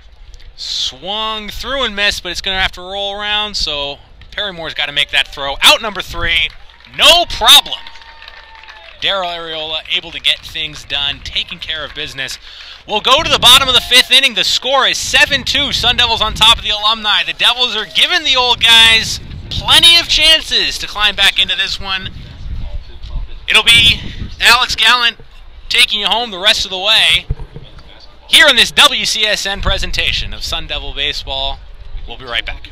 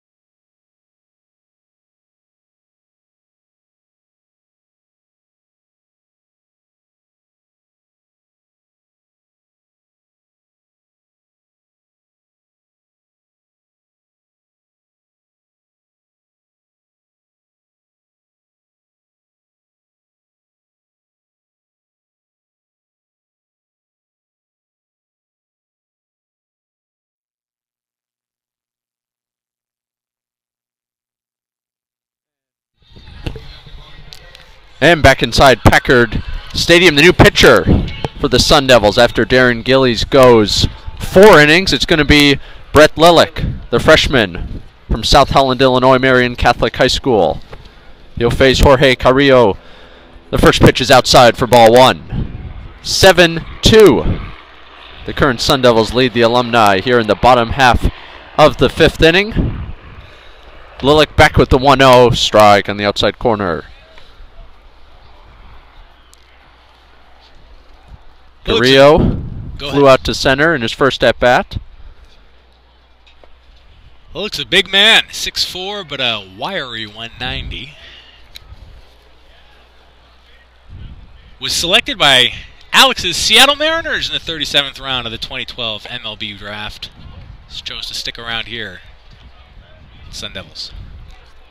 Smart move when you get picked that late. Work to particularly by the improve Mariners, your draft stock. Oh my. Well, cheap shots being taken. 2-2 from Lilick, grounded right to Stankiewicz at short. He's got it to throw over to first. Is high and safe at first is Carrillo. So that's going to be an error on Stankiewicz as he pulled the new first baseman, Tony DiMartino, off the bag at first. So the Alumni with the leadoff runner reaching base here in the bottom of the 5th, trying to mount a rally and cut into this 7-2 deficit. And Stankiewicz with just a little too much power into that throw and off the bag, and an error like that, don't like to see it. Don't like to see a base runner on, and that's what you're talking about, Kyler. There's only 3 hits for the Alumni team so far, but it feels like there's been a lot more base runners than that number shows. There's been a couple or 3 errors, obviously quite a few walks. And that's what it takes to put men on base. The Alumni haven't been able to get too many men around, though. 1-1 the count to Austin Barnes. He flew out to center to lead off the top or the bottom of the 2nd. The 1-1 is grounded right to second. Esme to Stankiewicz to DiMartino. 4-6-3 double play. And just like that, there's 2 outs here in the bottom of the 5th. That's one way to get a quick 2 outs if you're Brett Lilick. He's gotten 2 ground balls. Good sinking action on his fastball, and it's worked to his advantage here. 2 outs now, and that'll bring up Doug Scott, one of the aluminum men for the Alumni. Doug Scott, one of the only guys who's stuck around in the field. Most of the other guys are rotating in and out. But Scott's been in. Lilick, the wind in the 0-1. Clips the outside corner for strike 2, and just like that, he is ahead in the count.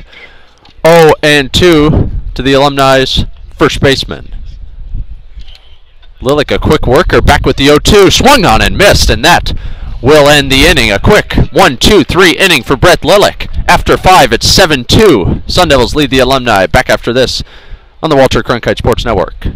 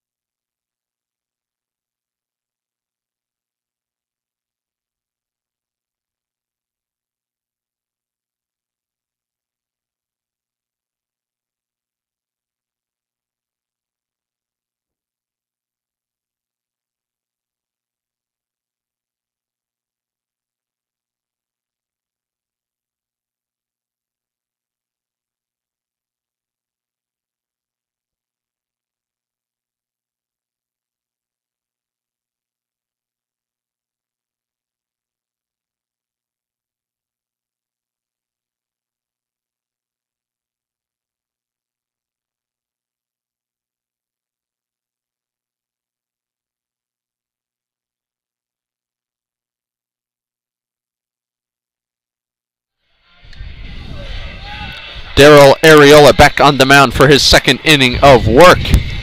Here in the top of the 6th, the Alumni. Their bats have been quiet so far, and it's allowed the 2013 Sun Devils to have a 7-2 lead here at Packard Stadium. And Ariola will face Drew Stankiewicz to lead things off here in the top of the 6th. Sun Devils with 7 runs on 8 hits, 1 error. The Alumni 2 runs, 3 hits, 1 error. But pitching has been the norm in the past few innings, as both teams have really struggled recently at the plate.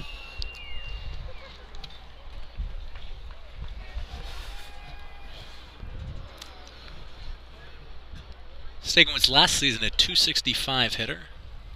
Didn't take too many at-bats. He was really a backup guy with the strength of the infield from last season's. Stankiewicz, that's going to find the gap in left center field, and that's going to roll all the way to the wall right in front of the 368 sign. Stankiewicz heading for second. He's going to make the turn for 3, but will think better of it and hold at second base. So a leadoff double going opposite field. Drew Stankiewicz to start things off here in the top of the 6th, and the Sun Devils are in business with the runner in scoring position. And that's just the kind of jolt the Sun Devils need to get things going if they're ever going to make any more distance between them and the Alumni. Here's Tucker Esme, grounded out to the pitcher and grounded out to third. Maybe we might see a bunt here to move Stankiewicz over. There it is. And it's fouled straight back into the screen, 0-1. Won't do the trick when you foul it back into the screen about 30 feet high. That's what they call a bad bunt, Alex.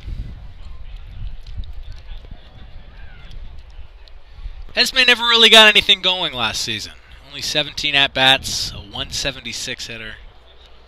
Started a pair of games very early in the season. Only played 23. He's primarily used as a pinch runner, reserve second baseman last year. This year hoping to play a bigger role in the offense. 0-2 the count to Esme. Ariola comes set, takes a look back at Stankiewicz, and comes back with the 0-2. That's lined to short. On a hop, it's picked up, and the throw over to Scott at first is not in time. So a bobble there at shortstop, and that allows Esme to reach first base. That is very unusual of Torres. Yeah, the bobble definitely, but the throw was right on target. Exactly what you're looking for on that play. However, just a little too late on the throw, so now runners on first and second as Tucker Esme advances to first on that hit, infield hit. And here's Dalton DiNatale. He's going to be hitting for Michael Benjamin. And the first pitch to DiNatale is inside, ball 1.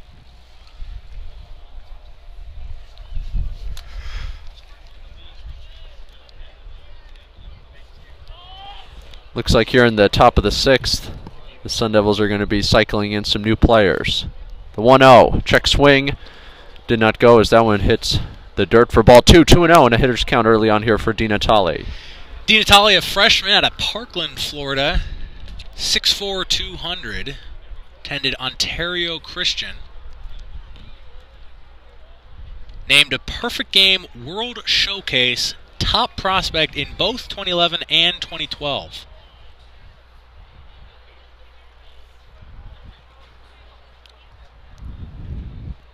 New addition to the Sun Devil infield. He'll be playing mostly third base. Well, the Suns 3-1 to DiNatale, and Ariola is risking loading the bases with nobody out here in the top of the 6th. Already down 5, 7-2. House of Sparky did a feature article on DiNatale and an advantage. There, that's going to be grounded fair down the first base line, and that's going to go all the way into the right field corner. Scoring from second is Stankiewicz. Esme will move all the way over to third, so an RBI single for Dalton DiNatale, and that extends the Sun Devils' lead to 8-2. That's only the first run since the second inning where the home run was the generator of those 2 runs. Almost everything has happened in these first 2 innings, but now a little bit of momentum with no outs from the Sun Devils, trying to add to their already fairly substantial lead over the Alumni. So here's Johnny Seawald. He'll hit for Casey Kaufman, the freshman out of Bishop Gorman High School, the athletic rich program in Las Vegas, Nevada. The first pitch from Ariola is low, ball 1.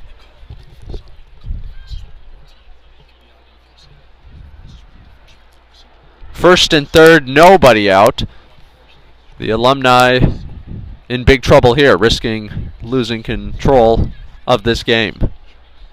Here's another guy who 1,032nd overall selected in last year's MLB draft by the Baltimore Orioles. Chose to stick around. Come to the Sun Devils land. 2-0 to Seawald as Ariola has lost command here in the top of the 6th. Can't find the strike zone. 2-0, Seawald swinging and grounds it foul down the first base line. Picked up by first base coach and tossed into the Sun Devils dugout. And they say Johnny Seawald's one of the fastest players in this ASU team. Definitely has the build for it at 5'11", 155. So if there's an infield play here, expect Seawald to try and beat out the throw. Big lead at first by Di Natale.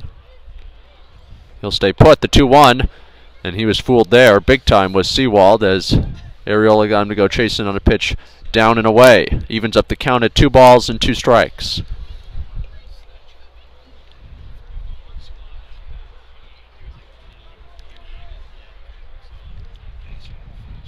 Ariola would love a strikeout here. Instead, a great piece of hitting. Lined into left field for a base hit. Esme will score. Moving over to third is Di Natale. And an RBI single for Johnny Seawald makes it 9-2 Sun Devils. Di Natale was running on the play. That caused Torres to be out of position, or else that would have been right to him at short. Just a quick note. Looks like Andrew Applin, continuing his journey around the field, has now made a stop at second base. That is somewhere we didn't get to see him much when he played here in town. Usually patrolling the outfield, one of the faster guys on the team, but getting a little infield practice here. So now Cullen O'Dwyer, another new man.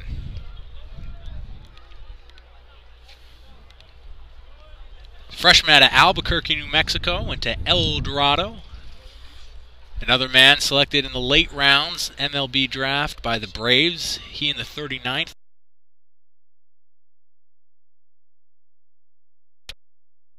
One's okay. So Esme is bringing up the freshman now, getting a chance to give these guys some exhibition game experience. And that's Coach Tim Esme we're referring to, not his son Tucker Esme. Right. I don't think Tucker Esme is making the decisions on personnel, although I have no sources to confirm nor deny that.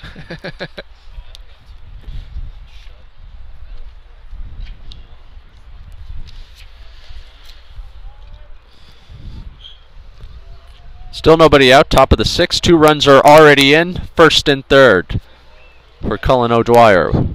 Ariola comes set back with the 1-1. That's lined into left field on the run, and that's going to get over the head of the left fielder and go all the way to the wall. Scoring on the play is Di Natale, coming around third and scoring as well as Seawald. It's going to be a double for Cullen O'Dwyer, and just like that, it is 11-2 Arizona State. And I think that's still Matt Newman out there. He's very far away. Just got a little past him, dropped over his head. I think he thought the play was coming shorter, but the wind still going toward that outfield, and you got to watch with the ball sailing deeper than you expect, as that's the 11th hit for the current ASU team, and it's a 2 RBI double at that. So they're keeping the Jets rolling in this inning. And a correction to that, that was Austin Barnes out of left field, who was at second at one point. He was replaced by Jared McDonald. He's also been drifting around, a la Andrew Applin. Still no one out for Nathaniel Causey, who is still in the game. This is going to be his 3rd plate appearance. He walked, homered in the 2nd, struck out swinging in the 4th. Still no one out. O'Dwyer on 2nd. He would mark the 12th run for this Sun Devils team. Already have pushed 4 across here. Ariola's 1-1 is cut on and missed by Causey on a pitch down low. And the count runs to 1 ball and 2 strikes. Causey, the sophomore, last year batted .288, was a sometime starter, started 23 games, played in 31. 80 at-bats. He had only 1 home run last season in those 80 at-bats. Already has 1, of course, not officially this year, but... Throw back to second there, and trying to catch O'Dwyer off guard was Torres, but...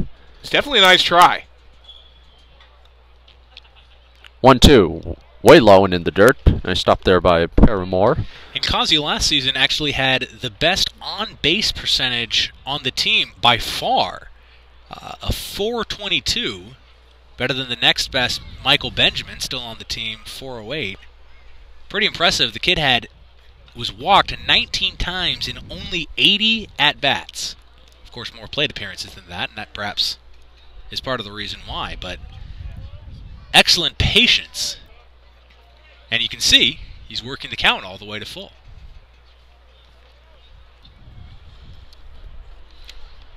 Causey steps back in from the left side. Ariola trying to find the sign he wants from Paramore. Steps off the rubber. Still shaking off Paramore. Now he's ready. Ariola comes set. And the 3-2 on the way to Causey is inside, ball 4. So a walk to Nathaniel Causey, his second of the game.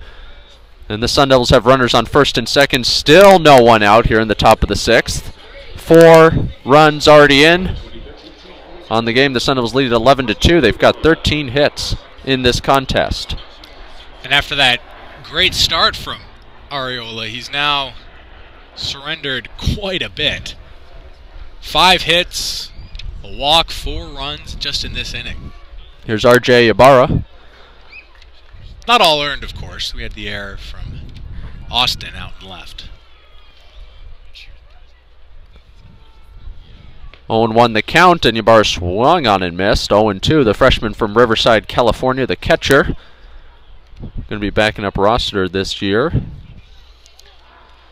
Causey does some catching as well, so might have a little rotation there. Ibarra calls time as Ariola tried to quick pitch him there. Got the call from the home plate umpire. So still 0-2, runners on first and second.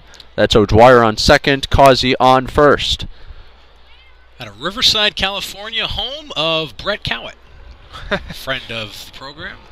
Actually called a game for WCSN/SDSN last year. In the formative years. Alongside myself here at this very place. Ariola needs an out here in any way, shape, or form. The 1-2 is chopped foul down the third base line. And we'll do it all over again.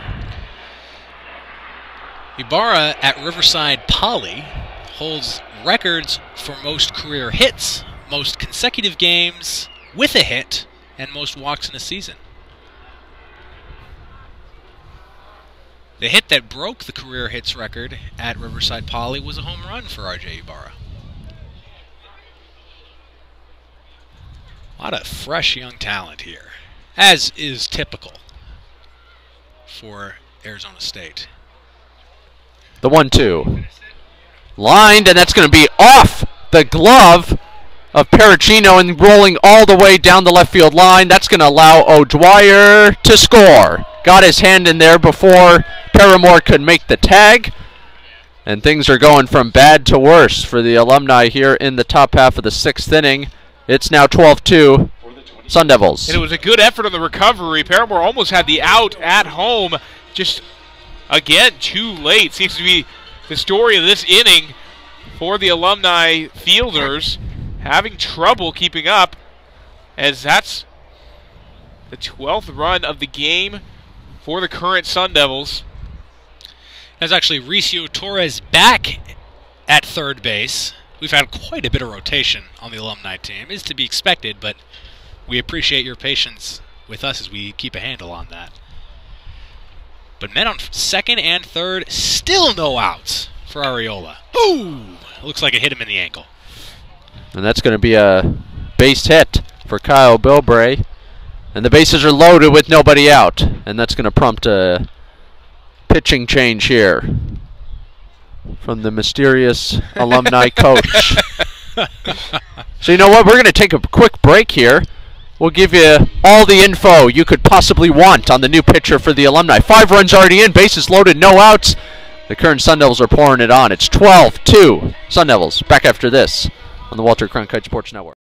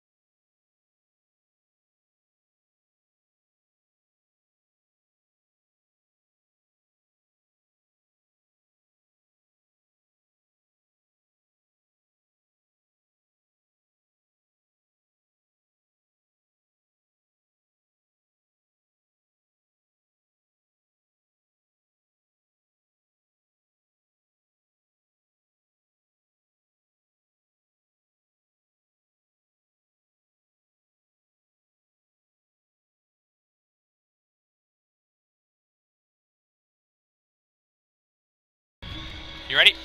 Christopher Beal will step in for the current Sun Devils.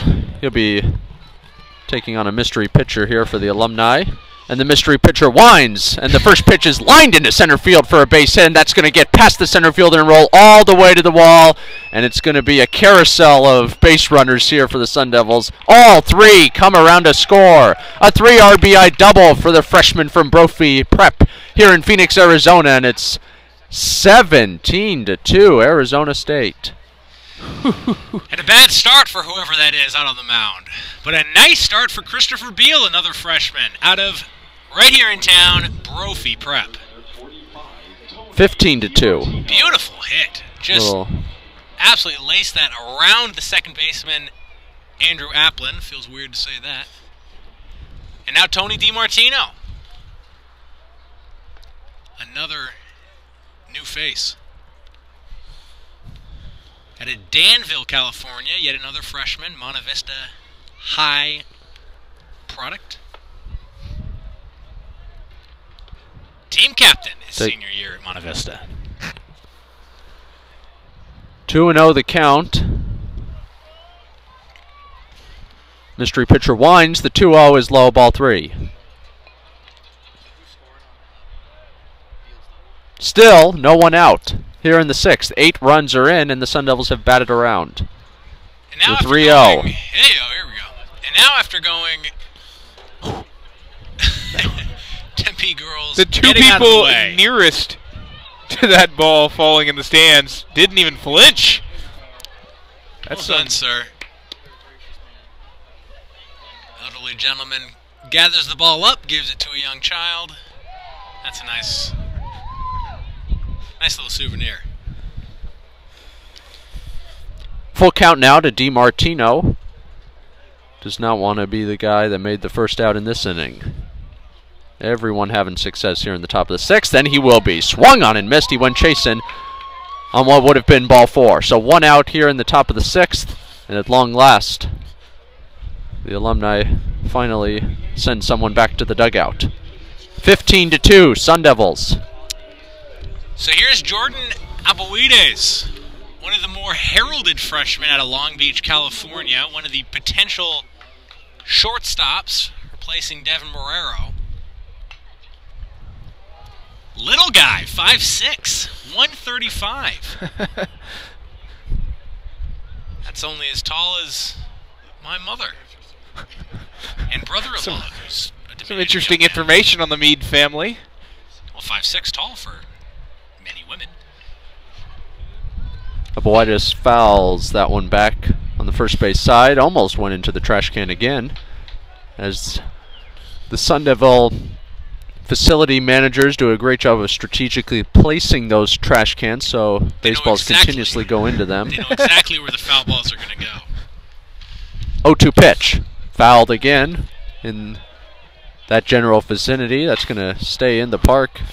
Bounce into the stands. No trash can A mad landing. chase for it. Going to be won by a young lad.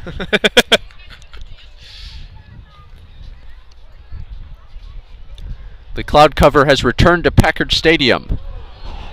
And Aboides gets hit right there, square in the back, right between the 2 and the 3. No way to get out of the way of that one, as it was headed straight for his numbers. And he's going to take the base. So now runners on first and second. This mystery pitcher of ours still struggling. However, the only pitcher in this inning to record an out, so I guess that's worth noting. And here's Emilio Torres, the 3rd Torres brother to take the field today. Only this one's on the other team. Raul and Ricio, older brothers, and we've got a new pitcher. It's going to be Torres to face his brother. That is awesome. It's going to be, I think it's Raul Torres going from short to the mound to take on his brother Emilio. Another local product out of Brophy Prep. They continue to churn out high-quality athletes at that program just south of Central and Camelback in downtown Phoenix. This is one of the cooler things about an alumni game at Arizona State. Is this sort of an opportunity for an old favorite, now moved on from Arizona State, drafted by the Diamondbacks, and trying to work his way through the situation there and get some opportunities at the professional level. We're also having the mystery pitcher who moved over to 3rd. He's going to leave the game. He's being replaced, so a short stint by whoever that was. Mishandled his glove on the way to the dugout. He'll be replaced by Joe Barashino. We'll never know who that was. So here we go. This is exciting. exciting. Have a call-in line for these mystery pitchers. So Ricio is out manning shortstop.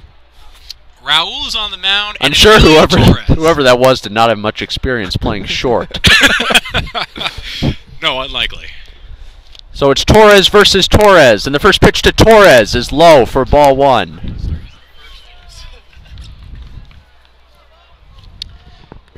And the wind is still picking up a little here, but it's definitely calmed down from earlier. The 1-0 is high for ball 2, 2-0. Wind still carrying to that outfield wall, so definitely helping out. Batters looking to go deep with it. 2-0. That's lined into right center field for a base hit. That's going to get in your face, into the gap. Torres heading for second. He'll stand up safely there. An RBI double for Emilio Torres, and it's 16-2. Sun Devils. And Raul jogging in, had a huge smile on his face, jogging in to back up the catcher, shaking his head. Emilio getting the better of big brother Raul. And then his other big brother, Riccio, tossed in the ball, and they ended up trading back and forth for a couple seconds with the ball before finally made its way back to the current Sun Devils dugout. And a big round of applause for Raul Torres. What a neat moment that was. And how often are you going to see that at any level of this sport? You know, a brother pitching to his own brother, especially out of position. And a return by mystery pitcher number 32. Please, if you know who this man is, tweet us or something. Sports. Yes, please. At Cronkite Sports. We would love to be able to bring a little bit more professionalism to this broadcast and tell you the name of this guy. Second and third for Dalton Di Natale, who has already been up in this inning, singled and scored way back many moons ago. He'll chop one down the first base line. That's picked up by Scott. The run will score nonetheless, and it's now 17-2. But the Alumni are more focused on the second out being recorded in this sixth inning. And Di Natale there sort of just figured, hey, you know what? This is an Alumni game. I don't need to run this play down. And holds on to his bat and just starts walking towards the dugout after he chopped that one down the first base line. But he did bring in a run, so I guess that's worth something. As that will be the second out. And Seawald, the speedster, back to the plate. You remember this guy from earlier in this inning? Yeah. These guys have all been coming up. It's the second time around. This is what happens when you have a 9 or a 10-run inning. Yeah, they can't even put it on the scoreboard because they can't put double digits up there. 17-2 the score. 17 runs on only 16 hits for this current Sun Devil team. Only 16.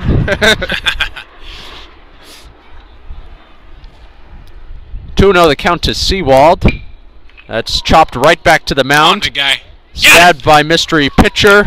And I'm going to go buy myself a board game called Guess Who, try and figure out who that guy is. He's the mystery face game. And while we do that, the crowd looked at least 40 years old. So we'll take a quick break as the current Sun Devils score 10 runs in the top of the sixth to break this one wide open. They lead the Alumni by 15, 17-2, heading to the bottom of the sixth. Take a quick break and be right back here on the Walter Cronkite Sports Network.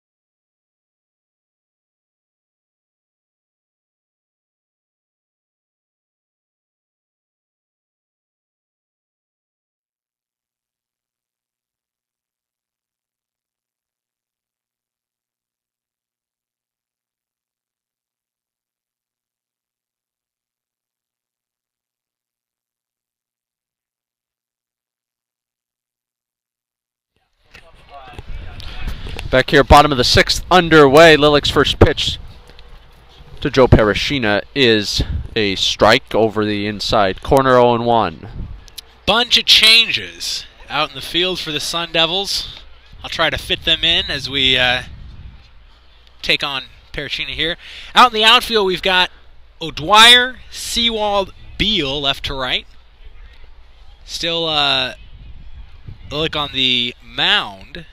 And then third short, second first, we've got Di Natale, Abuides, Bilberry, DiMartino, RJ Ibarra behind the dish.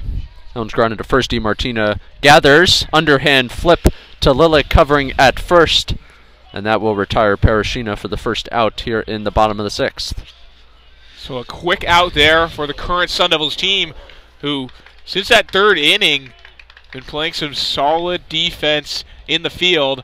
However, they do have one error so far in the game. Here's Petey Paramore.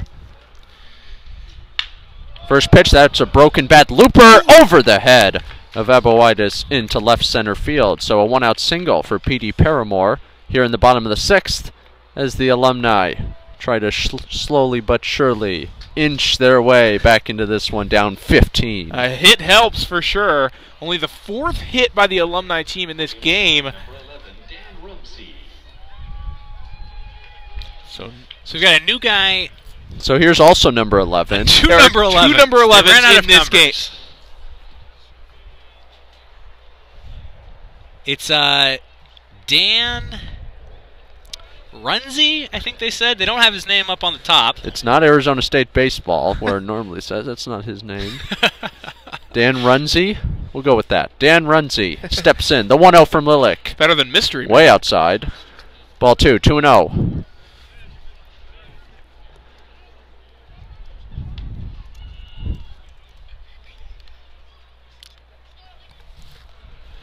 I'm trying to find out more information,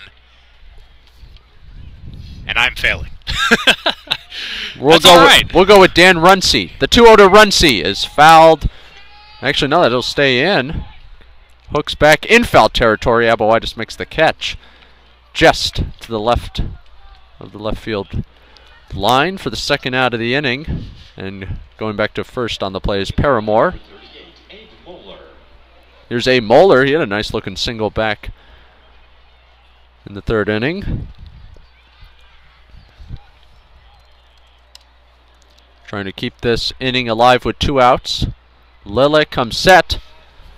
Off-speed pitch misses inside, ball 1.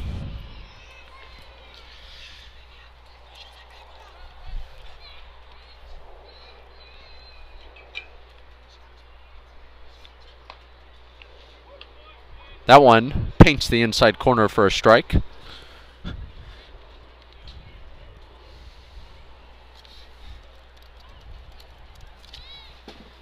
Lilik checks Paramore at first, comes back with the 1-1. Down and away, ball 2.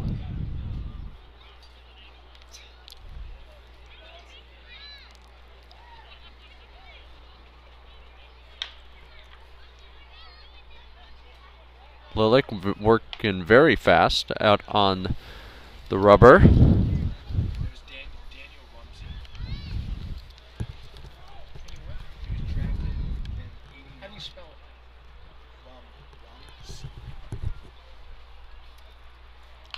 Two pitch, that's fouled back our way. Rattles off a railing. And Moeller stays alive. The count even at 2 balls, 2 strikes, 2 outs here in the bottom of the 6th. Paramore the runner at first. The current Devils lead 17-2. Nice looking curve. Strike 3 called right over the heart of the plate. And Moeller is caught looking for the final out of the inning. No runs, 1 hit, no errors, 1 man left. After 6, 17-2, Sun Devils. Back after this on the Walter Cronkite Sports Network.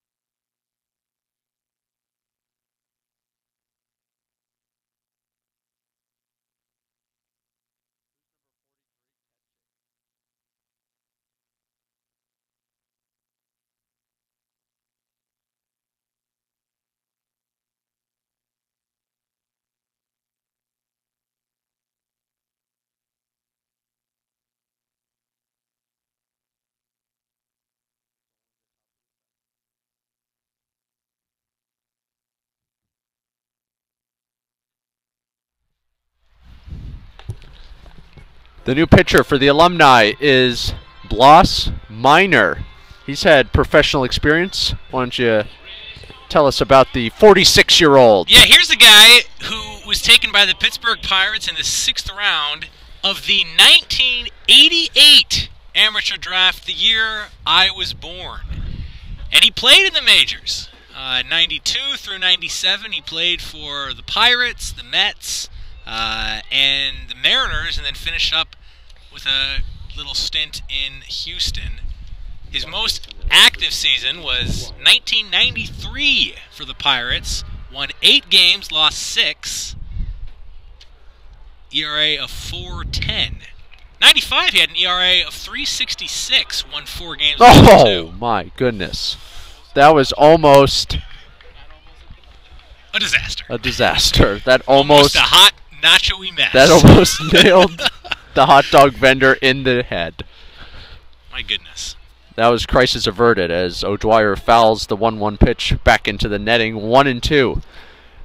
Also have noticed that the Alumni dugout has cleared out substantially. I was just about to say that. The crowd has moved on. They are done. After getting down 15 runs, I guess it's not worth hanging around for it anymore. They may be sitting down. It's Maybe they're possible. at that hot dog stand picking up some extra not. snacks to keep with them in the dugout. They would have been under attack.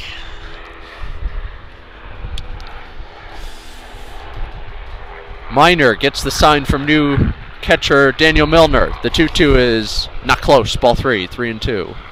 Yeah, career ERA of 4.40. He won 13 games, lost 10 over the course of his career. Yeah, not bad. Never started, a relief guy. He pitched in 157 games in the majors. Full count offering is skied into center field. This is not going to end well, I have a feeling, and it won't. That's going to bounce at the warning track. And coasting into second base with a leadoff double is Cullen O'Dwyer. I'm not sure if that was Torres out there in center field that lost sight of that. But nonetheless, the leadoff hitter is on for the current Sun Devils here in the top of the 7th. That one just carried as the wind is shifted, now moving right to left into left center field. That ball just kept carrying. And O'Dwyer was the beneficiary of some tough luck from the center fielder there. Not exactly sure who that is out there, but nonetheless, he had a tough time judging the wind patterns. Whoever it was, he gave excellent chase. Really great work, to be honest, keeping it to a double. O'Dwyer with everything to prove here and off to a nice start. Had plenty of reason to head for third if he wanted to get himself a little more playing time, a few more at-bats. But excellent work by that center fielder, railing it in. So here's Nathaniel Causey, who is still playing in this game. One of the only one, I believe, that is still in, that started for the current Sun Devils. He takes a look at ball 1 outside, 1-1. The old man on the current active roster.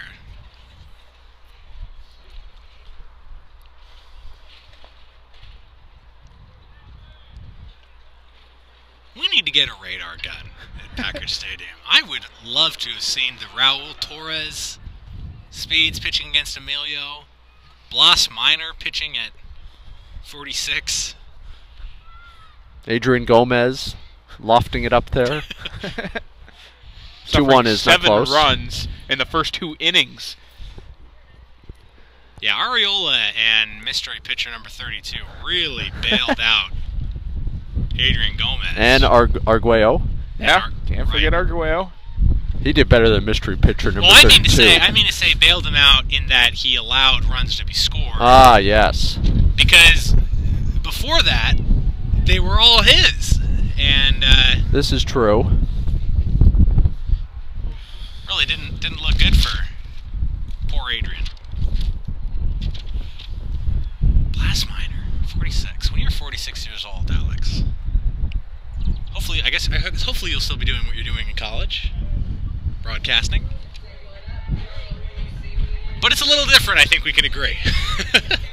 There's no broadcasters draft, unfortunately. Don't get taken in the 50th round by the... Wow, ouch. You You think Alex would fall to the 50th round? Hey, I see a lot of talent on this field, and they all fell pretty deep.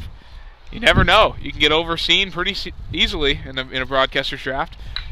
Here's your bar. That's laced down the left field line. That's a foul ball, says the home plate umpire. He's wrong. That was fair. Kyler Mead should be umping this game. As right down Ryan Hill, the line, fair ball. looked like it was on the chalk for sure, on the inside of the chalk. We've had clarification from our baseball expert, Ryan Hill. Fair ball.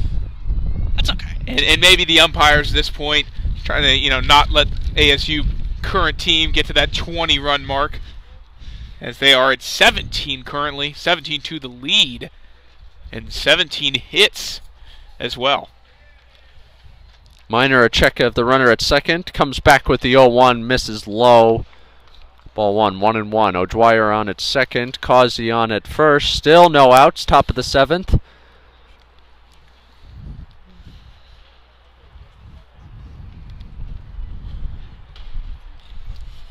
Here's Minor's 1-1 offering. That's in the dirt.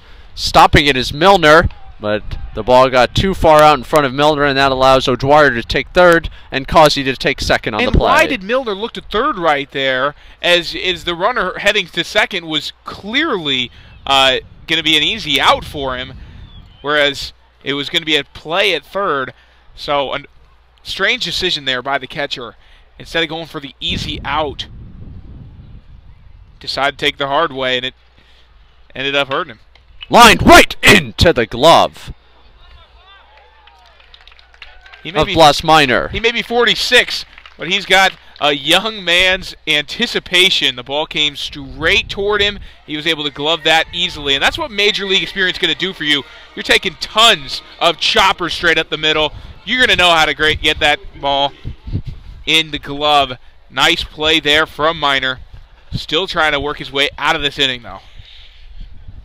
There's Kyle Bilbray. He takes low and away ball 1.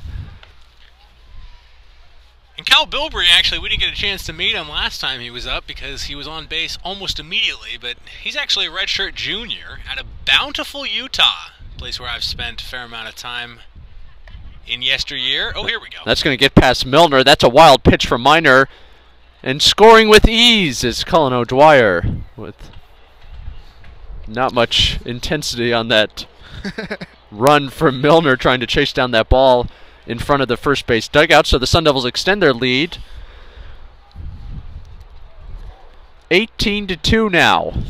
And guys, in Tempe, this is a big day for Tempe sports. ASU softball going to be playing in the Kajiwakawa Classic. ASU baseball. There are 2 games being played.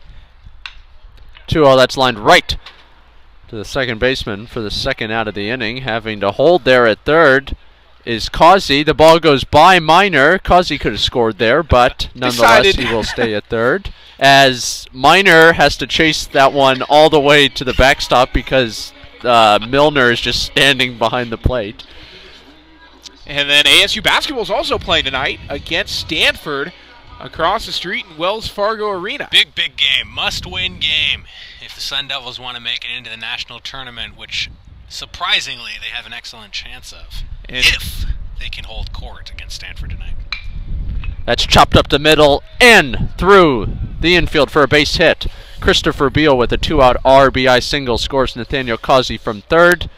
And it's now 19-2, current Sun Devils. And after a successful football season, turned around into a successful basketball season, now the baseball team has some pressure on it to finish strong as well. And you know, at ASU, Steve Patterson, in his first full year as the athletic director, would love to sport 3 teams with postseason play. And ASU basketball in great position for a postseason run, at the very least an NIT appearance. And now ASU baseball looking about the middle of the Pac-12, but it's a deep conference. So ASU in great shape sports-wise, not to mention the softball team, who's also ranked pretty highly. 4th-ranked team, and went to the semifinals of the College Softball World Series last season. Knocked out by Oklahoma, I believe. Of course, the season before, winning it all. And they're already up. They're undefeated so far in a couple of games. It's going to be a tough game for the Sun Devils tonight against Stanford. Very wouldn't say underrated, but maybe Overlooked. overlooked. That's a good way of putting it. They hung with Arizona down in Tucson Wednesday night, excuse me, and now they also face a must-win situation if they want to keep their NCAA tournament hopes alive. And they also beat the Still on the Oregon bubble. Ducks, who were leading the Pac-12 at that point the previous weekend.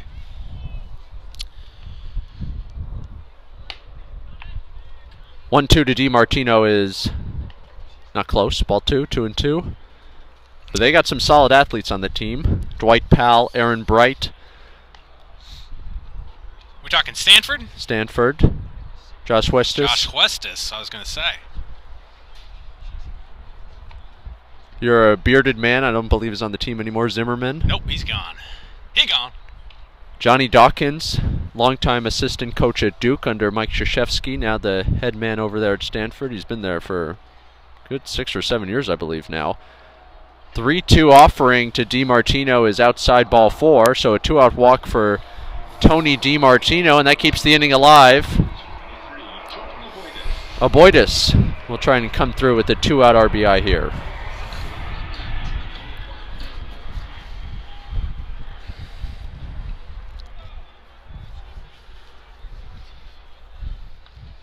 Of course, you can always get all the information about all these games, softball, basketball, baseball, and more, as Aboitis with run to third. He'll be on number 3. On CronkiteSports.com, we're going to have coverage, pregame, postgame, everything you want, expanding coverage of all the sports here at Arizona State and Especially baseball. Yep.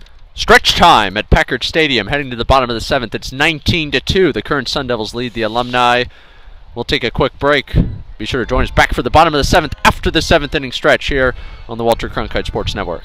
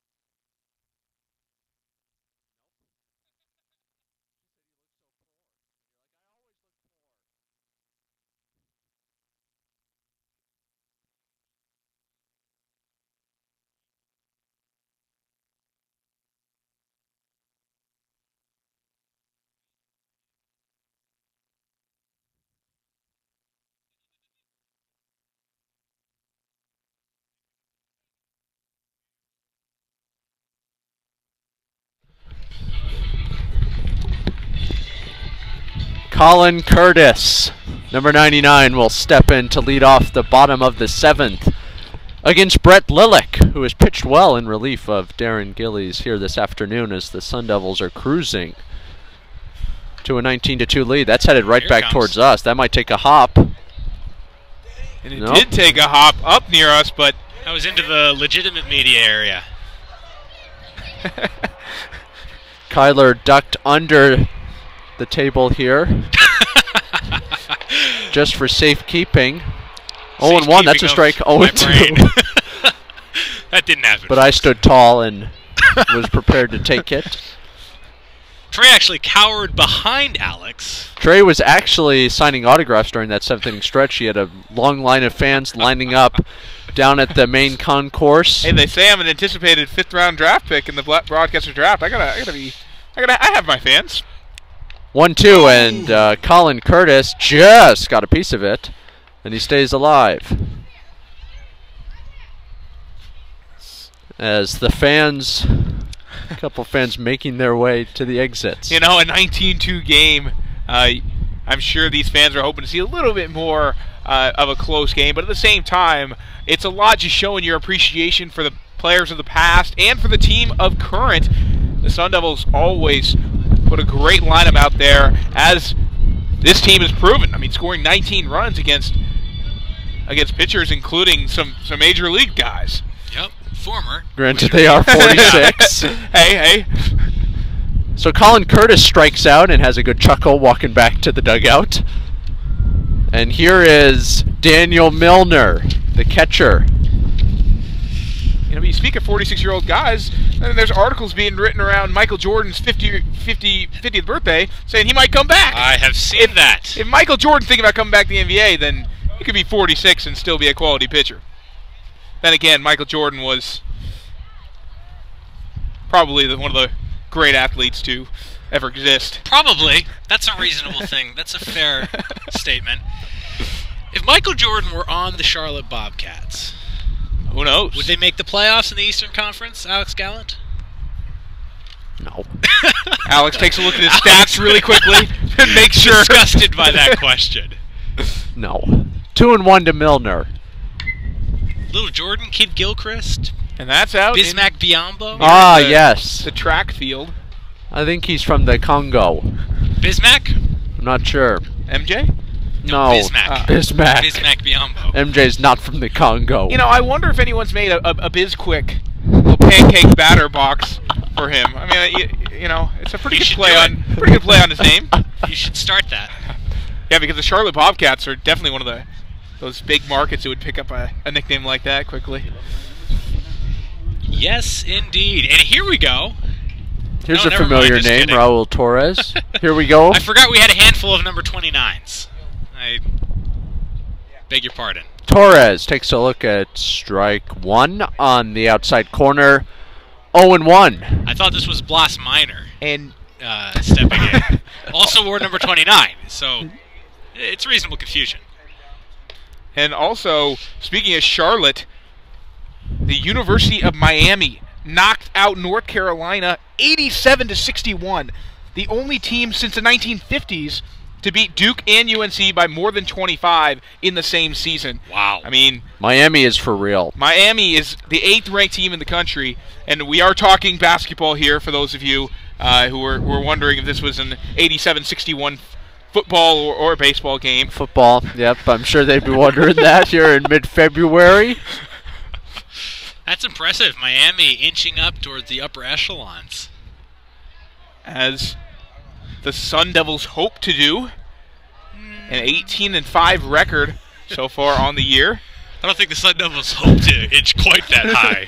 Not that upper of echelon. Miami has been very solid all year. Former George Mason coach Jim Larinaga at the helm for the Hurricanes. I saw a couple of pictures of their players. The team we is were looking huge. that over. They are massive. Huge. Like they're big for NBA guys. People make a lot of comparisons to that Florida team back when a couple big names were playing in the back-to-backers? Yeah, back in the day. They had a lot of size on that team. Joakim Noah, probably the most notable. 2006, 2007, is that right? Yes, Billy Donovan as the coach of the Florida Gators.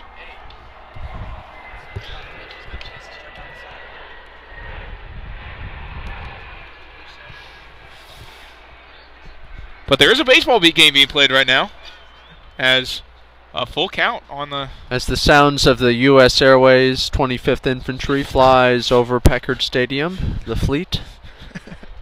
The 3-2 to Torres is fouled back. And Milik has a chance now to strike out the side, 1-2-3 in this inning. But Raul Torres is battling. He does not want that to happen. Raul. You can't have Emilio hit a screaming double off of you and then strike out. Well, I guess you can. So the freshman, Brett Lillick from South Holland, Illinois, strikes out the side here in the bottom of the 7th. And the Alumni look like they're ready to head to the post-game buffet. After 7, Sun Devils lead 19-2. You're watching the ASU Alumni game on the Walter Cronkite Sports Network.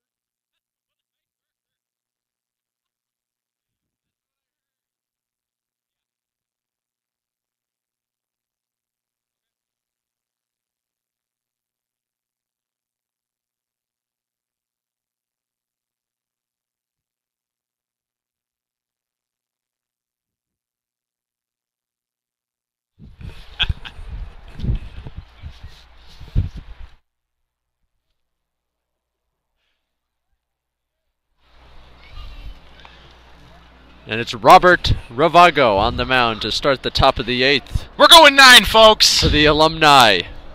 ASU with a 19-2 lead over the Alumni. Kyler, why don't you tell us a little bit about this up-and-coming prospect in the Miami Marlins organization? Yeah, he's taken in the 22nd round of the 2012 amateur draft, the June amateur draft. By the Marlins, as you mentioned, he's had a little bit of time in the Gulf Coast League. 2-1 already. 3 flat ERA. He's already played 21 games. 7 saves. Big reliever. So, having a pretty good start professionally. Whoa! And you can see why. I don't know if Daniel Milner wants to be behind the plate right now catching this guy. He's definitely not accustomed to that. He was taking pitches from a 46-year-old only a couple innings ago. Well, and Emilio Torres, who got the hit off of his brother last time, is now... He got a piece of it. Chopped towards short. Whoa, nifty. Off-balance throw. And out at first is Emilio Torres for the first out of the inning. So Torres doing a nice job getting contact on that pitch, as seeing as that's got to be the fastest ball he's seen thrown by at least 5 to 10 miles per hour. A nifty little bit of fielding by Joe Parashina, and now these freshmen get to see what a future pro can do. Here's Dalton DiNatale. Alumni really holding on to the best for last, it looks like. Yeah, a little too No late. offense to whoever's coaching. Oh! DiNatale lines one fair down the first base line. That's going to roll all the way into the corner. And heading for second is DiNatale, and he will make it there easily with a stand-up one-out double here in the top of the 8th. So nice piece of hitting there. Excellent For the bat freshman. speed. Excellent bat speed by DiNatale, able to turn on that one, get out in front of it, and rip it right down the line, as you mentioned, Alex. That's promising. And, you know, as we've mentioned, Sun Devil teams always have great talent at the freshman level.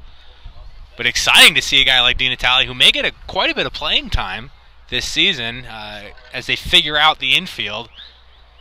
Good to see him be able to get a nice hit like that off of a guy like Ravago. So here's Johnny Seawald. He'll hit one down right side of the infield. Ravago's not going to make it there in time. Ravago late covering first base. Scott waited for Ravago, kept waiting, and in the meantime, Seawald was able to beat it out for an infield single, and moving over to third on the play is DiNatale. So runners on the corner with one out, and when you're in the Miami Marlins organization, they're not going to be one Ravago late covering the bag like he was there. True to his reputation, Johnny Seawald, they say the fastest guy in the team. He should be able to beat out, grounders like that in a situation like this. Very, very exciting. Again, I don't want to be repeating myself too much, but to see guys that we hear about have these, these sets of skills, and now at the freshman level, against a guy who probably will be pitching in the majors, able to do things like that, to beat out these little ground balls and be those players that we need them to be. You're going to get lots of those sorts of situations in Pac-12 play. How about the Marlins, though? Going all in last year, and that turned out to be an epic fail for the Miami Marlins, and now they have totally Robert Ravago is how they're rebuilt rebuilding their roster. That was a bad situation. From one of the biggest payrolls to the lowest payrolls and part in of the that, major leagues in just one season. Part of those dumps was Heath Bell of former San Diegan fame, and found his way out to Arizona, where he's pitching with the Diamondbacks now. Didn't he blow one of those games against the Giants in which they could have made it to the playoffs? Here's Cullen O'Dwyer. Oh, nice fielding. Safe at first. No! The umpire said he was out, even though he was safe at first base. Kyler Meade, Alex Gallant not happy with the umpiring in this one. Hey, I can understand, though, at this point, even though he was safe, that would have... Score is 20-2. You're right, I think the post game did get a run across the plate as well, but nice bit of fielding by Abe Mueller. That was sharply struck. They're worried about their food getting cold at the post-game buffet. And now the big 2-0 up on the board, as DiNatale scores from third on the play. So an RBI groundout for Cullen O'Dwyer. 20-2, the current Sun Devils lead it. 20 runs, 20 hits. And Ravago was a late addition to this alumni lineup, as well as Andrew Applin. We weren't expecting to have some of these recent guys on. But Ravago had a 2.56 ERA here in town last season, his only season at Arizona State. Opponent's average, 2.04. Really an excellent reliever. But getting beat up on by the young guys here in the alumni game. Causey, little dribbler down the third base line. That's going to be trouble. Torres with a nice throw to first, not in time. It pulls Scott off the bag at first, so an infield single for Nathaniel Causey, who is still in this game. Nathaniel Causey, Causey is the putting workhorse. in work. Here comes Ibarra.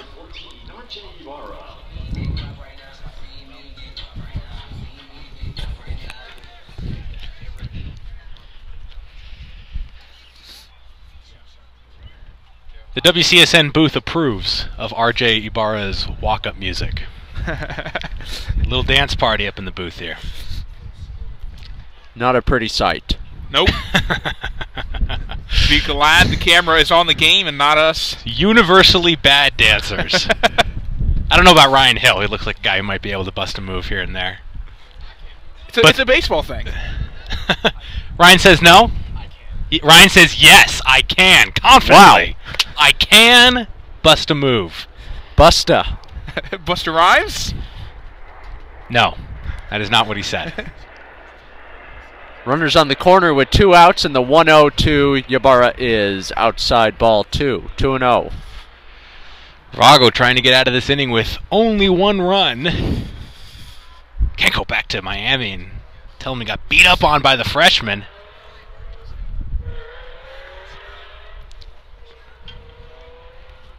Three and 0 to the freshman catcher from Riverside, California, as we've made note of a few times. He's been up so much. 3-0, do you give him the green light? No. Right down the middle, strike 1. It's good to be able to see these younger guys get a chance to look at a pitcher with some velocity.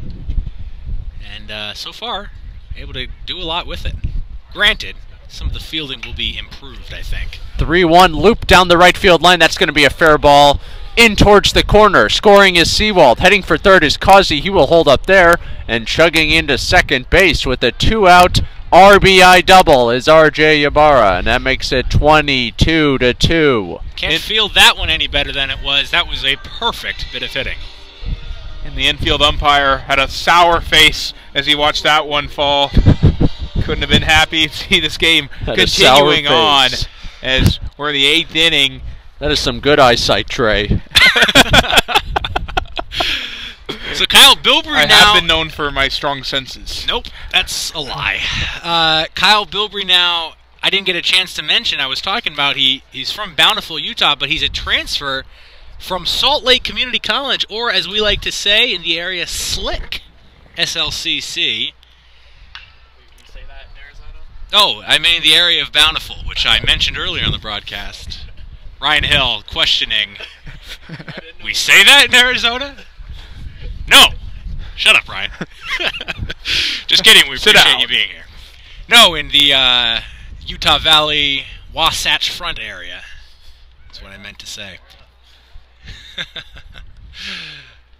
Don't know where that is, but that's Salt Lake. The we believe you. Front? Wasatch Front is the portion of the Rocky Mountains. Is that near Ogden? Ogden is just at the north tip of that, probably outside of the actual front itself. I'm not a geographical master. As Kyle Bilbrey of Slick flies out for the 2nd time in a row. That's good. I never liked Slick.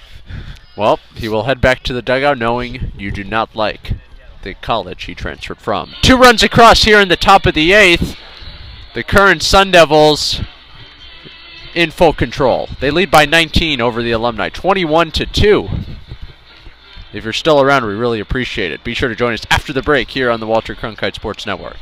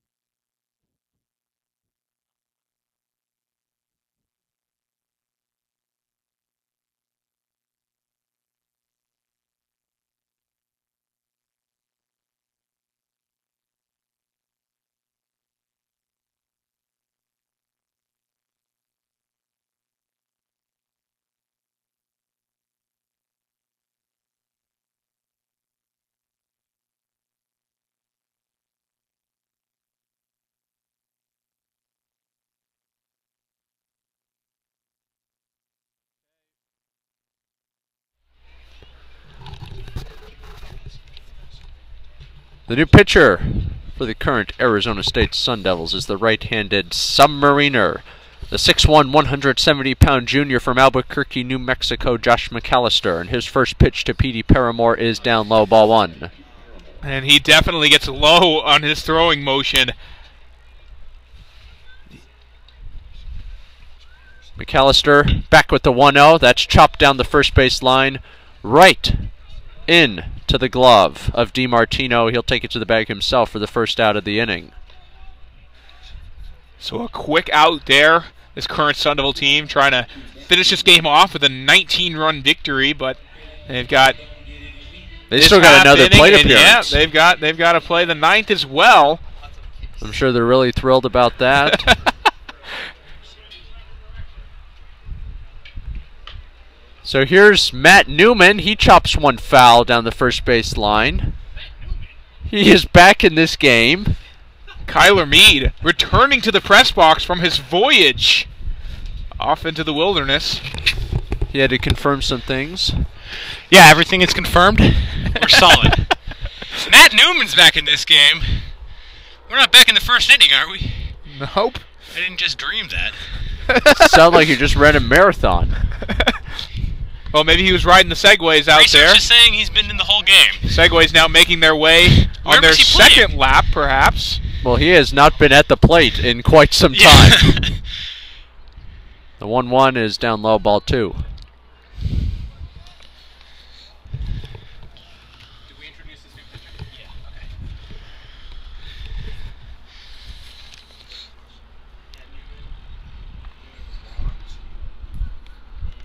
The 2-1 is looped into shallow left field. Drifting back on it to make the catch is Abowaitis for the second out of the inning.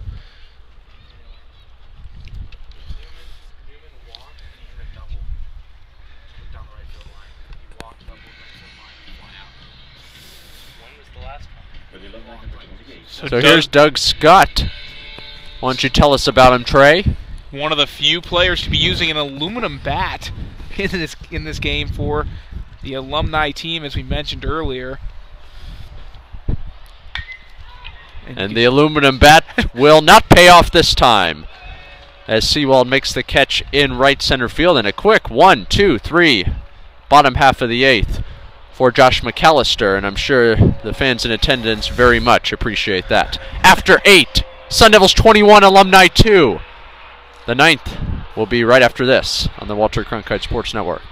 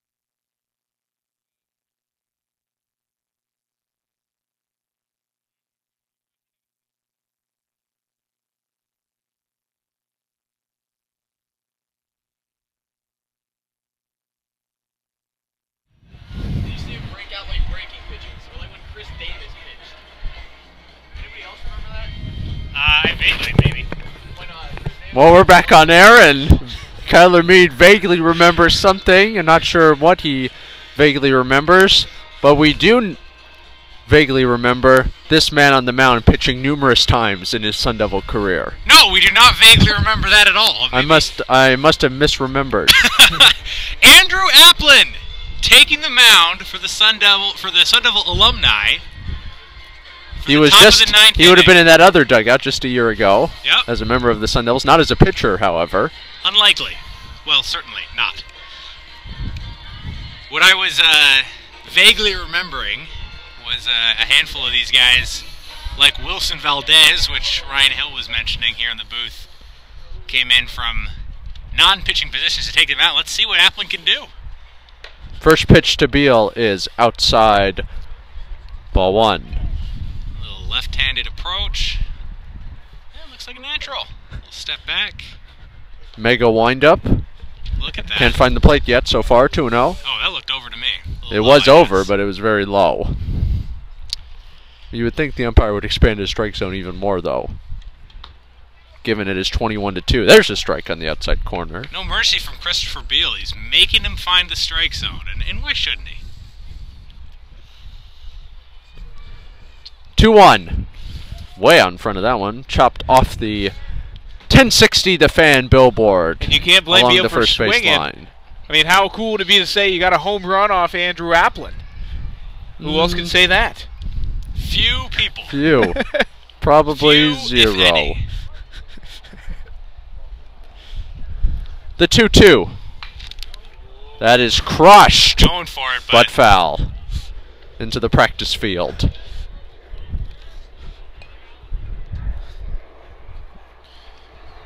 He could also be one of the few that say he struck out against Andrew Applin after this next pitch. Come on, Andrew. One of them will happen, I can feel it. The 2-2, outside ball 3.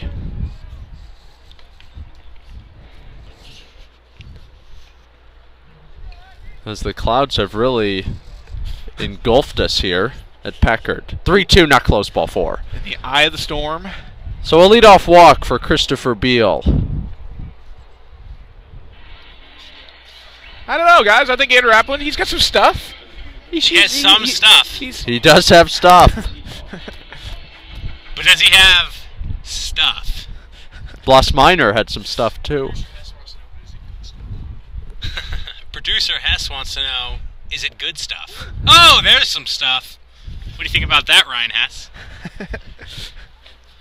Tony DiMartino swinging right through. Our producer engineer, Yes, indeed. Ryan Hess. Is that a major at the school? Producing engineering? Should be. 0-1, grounded foul down the first base line. 1-1, or 0-2, I should say, the count to Tony DiMartino. Applin making DiMartino wait for that pitch. Couldn't wait long enough. The looper. Not exactly sure his glove is legal on the mound, multicolored. Normally that's not allowed, but hey, you know what? It's a loose game.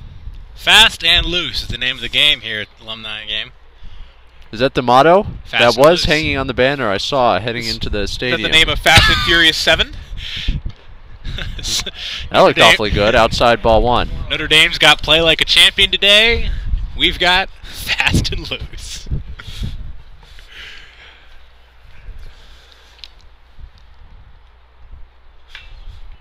That's Sky to center field. Drifting under it to make the catch is the center fielder. That's what they do out there.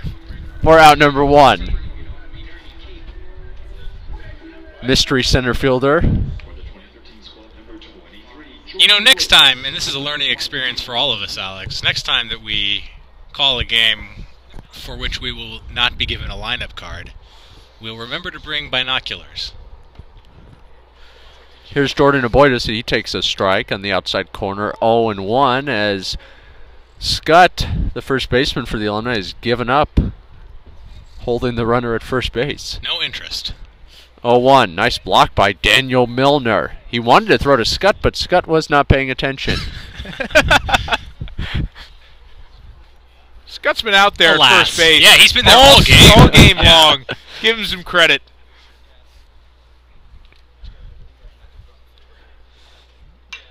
1-1. That's looped into right field. On the run, making the catch. This could be a double play, but chugging his way back to first You have a personal vendetta against this guy? is Beal. And Second out of the inning. I believe that was Raul Torres. That was down Raul there, Torres playing right field. Unless it was Blas Minor. They both wear number 29. I don't I think highly so. doubt it was Blas Minor. But And there here's are little two brother, outs. Emilio Torres. 3 Torres brothers on the field now. Once again with Riccio at third base. Nice pop of the glove, though it was high.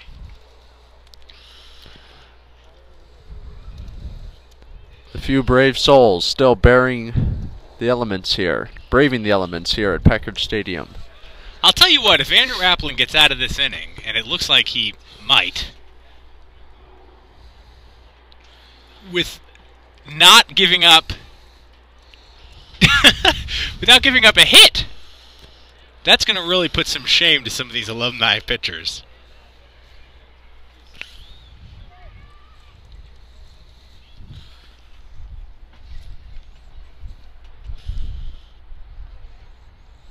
But he does have 2 walks, as Torres walks on 4 pitches. So do many of the alumni pitchers.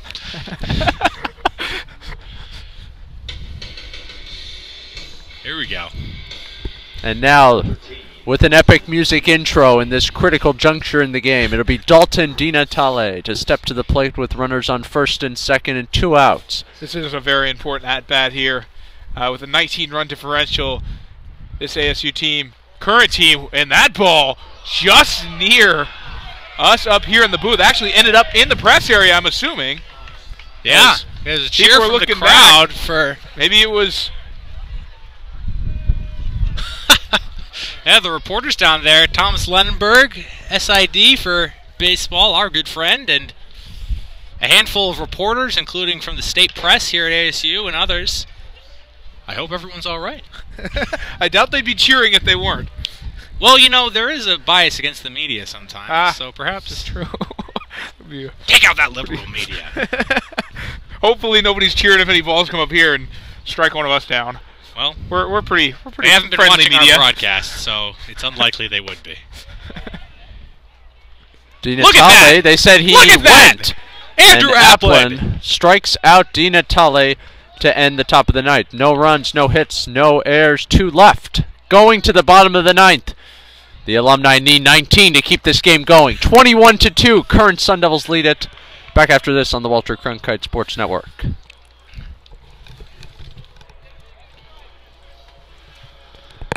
Arguably the best.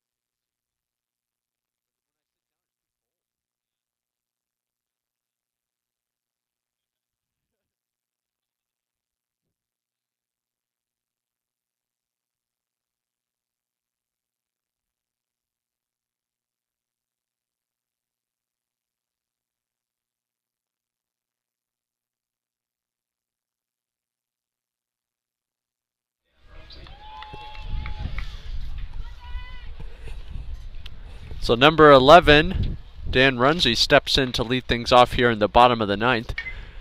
Against new pitcher number 31, Matt Dunbar, the left-handed pitcher, the senior out of Torrance, California, And transfer he's- from Southern Nevada. And that foul landed one row back of a fan who did not move. He ducked his head at the last second, but that was nearly a braining. And speaking of brainings, I've got a report on that last foul ball from the last inning that went into the press area. It did, in fact, hit one Thomas Lennenberg, Sports Information Director for the baseball team, on the buttocks. But we have reports that he's all right, so... Was it a deflection or a straight shot? I don't have information on that, but I'm just going to leave it at that. Fair enough. And currently warming up Yes? in the on-deck circle for the Alumni team, but dressed in the maroon and gold.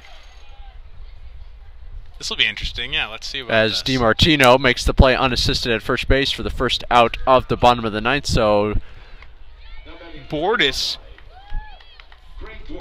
Greg Bordas, the new first base coach for the Arizona State Sun Devils, also an alumni of the team.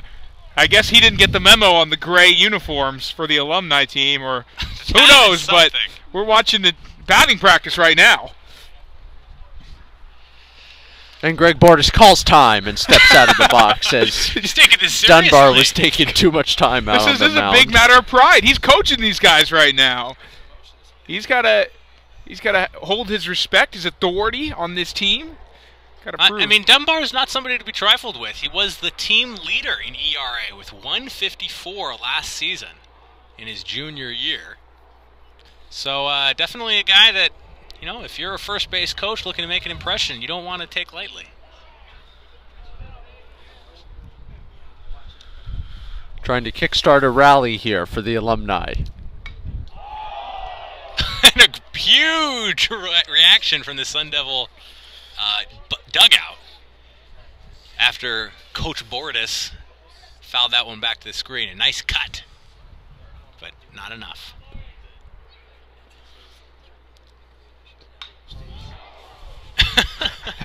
This is about the most reaction I think we've heard all day coming from the Sun Devil dugout as they react to their coach's efforts against their teammate Matt Dunbar.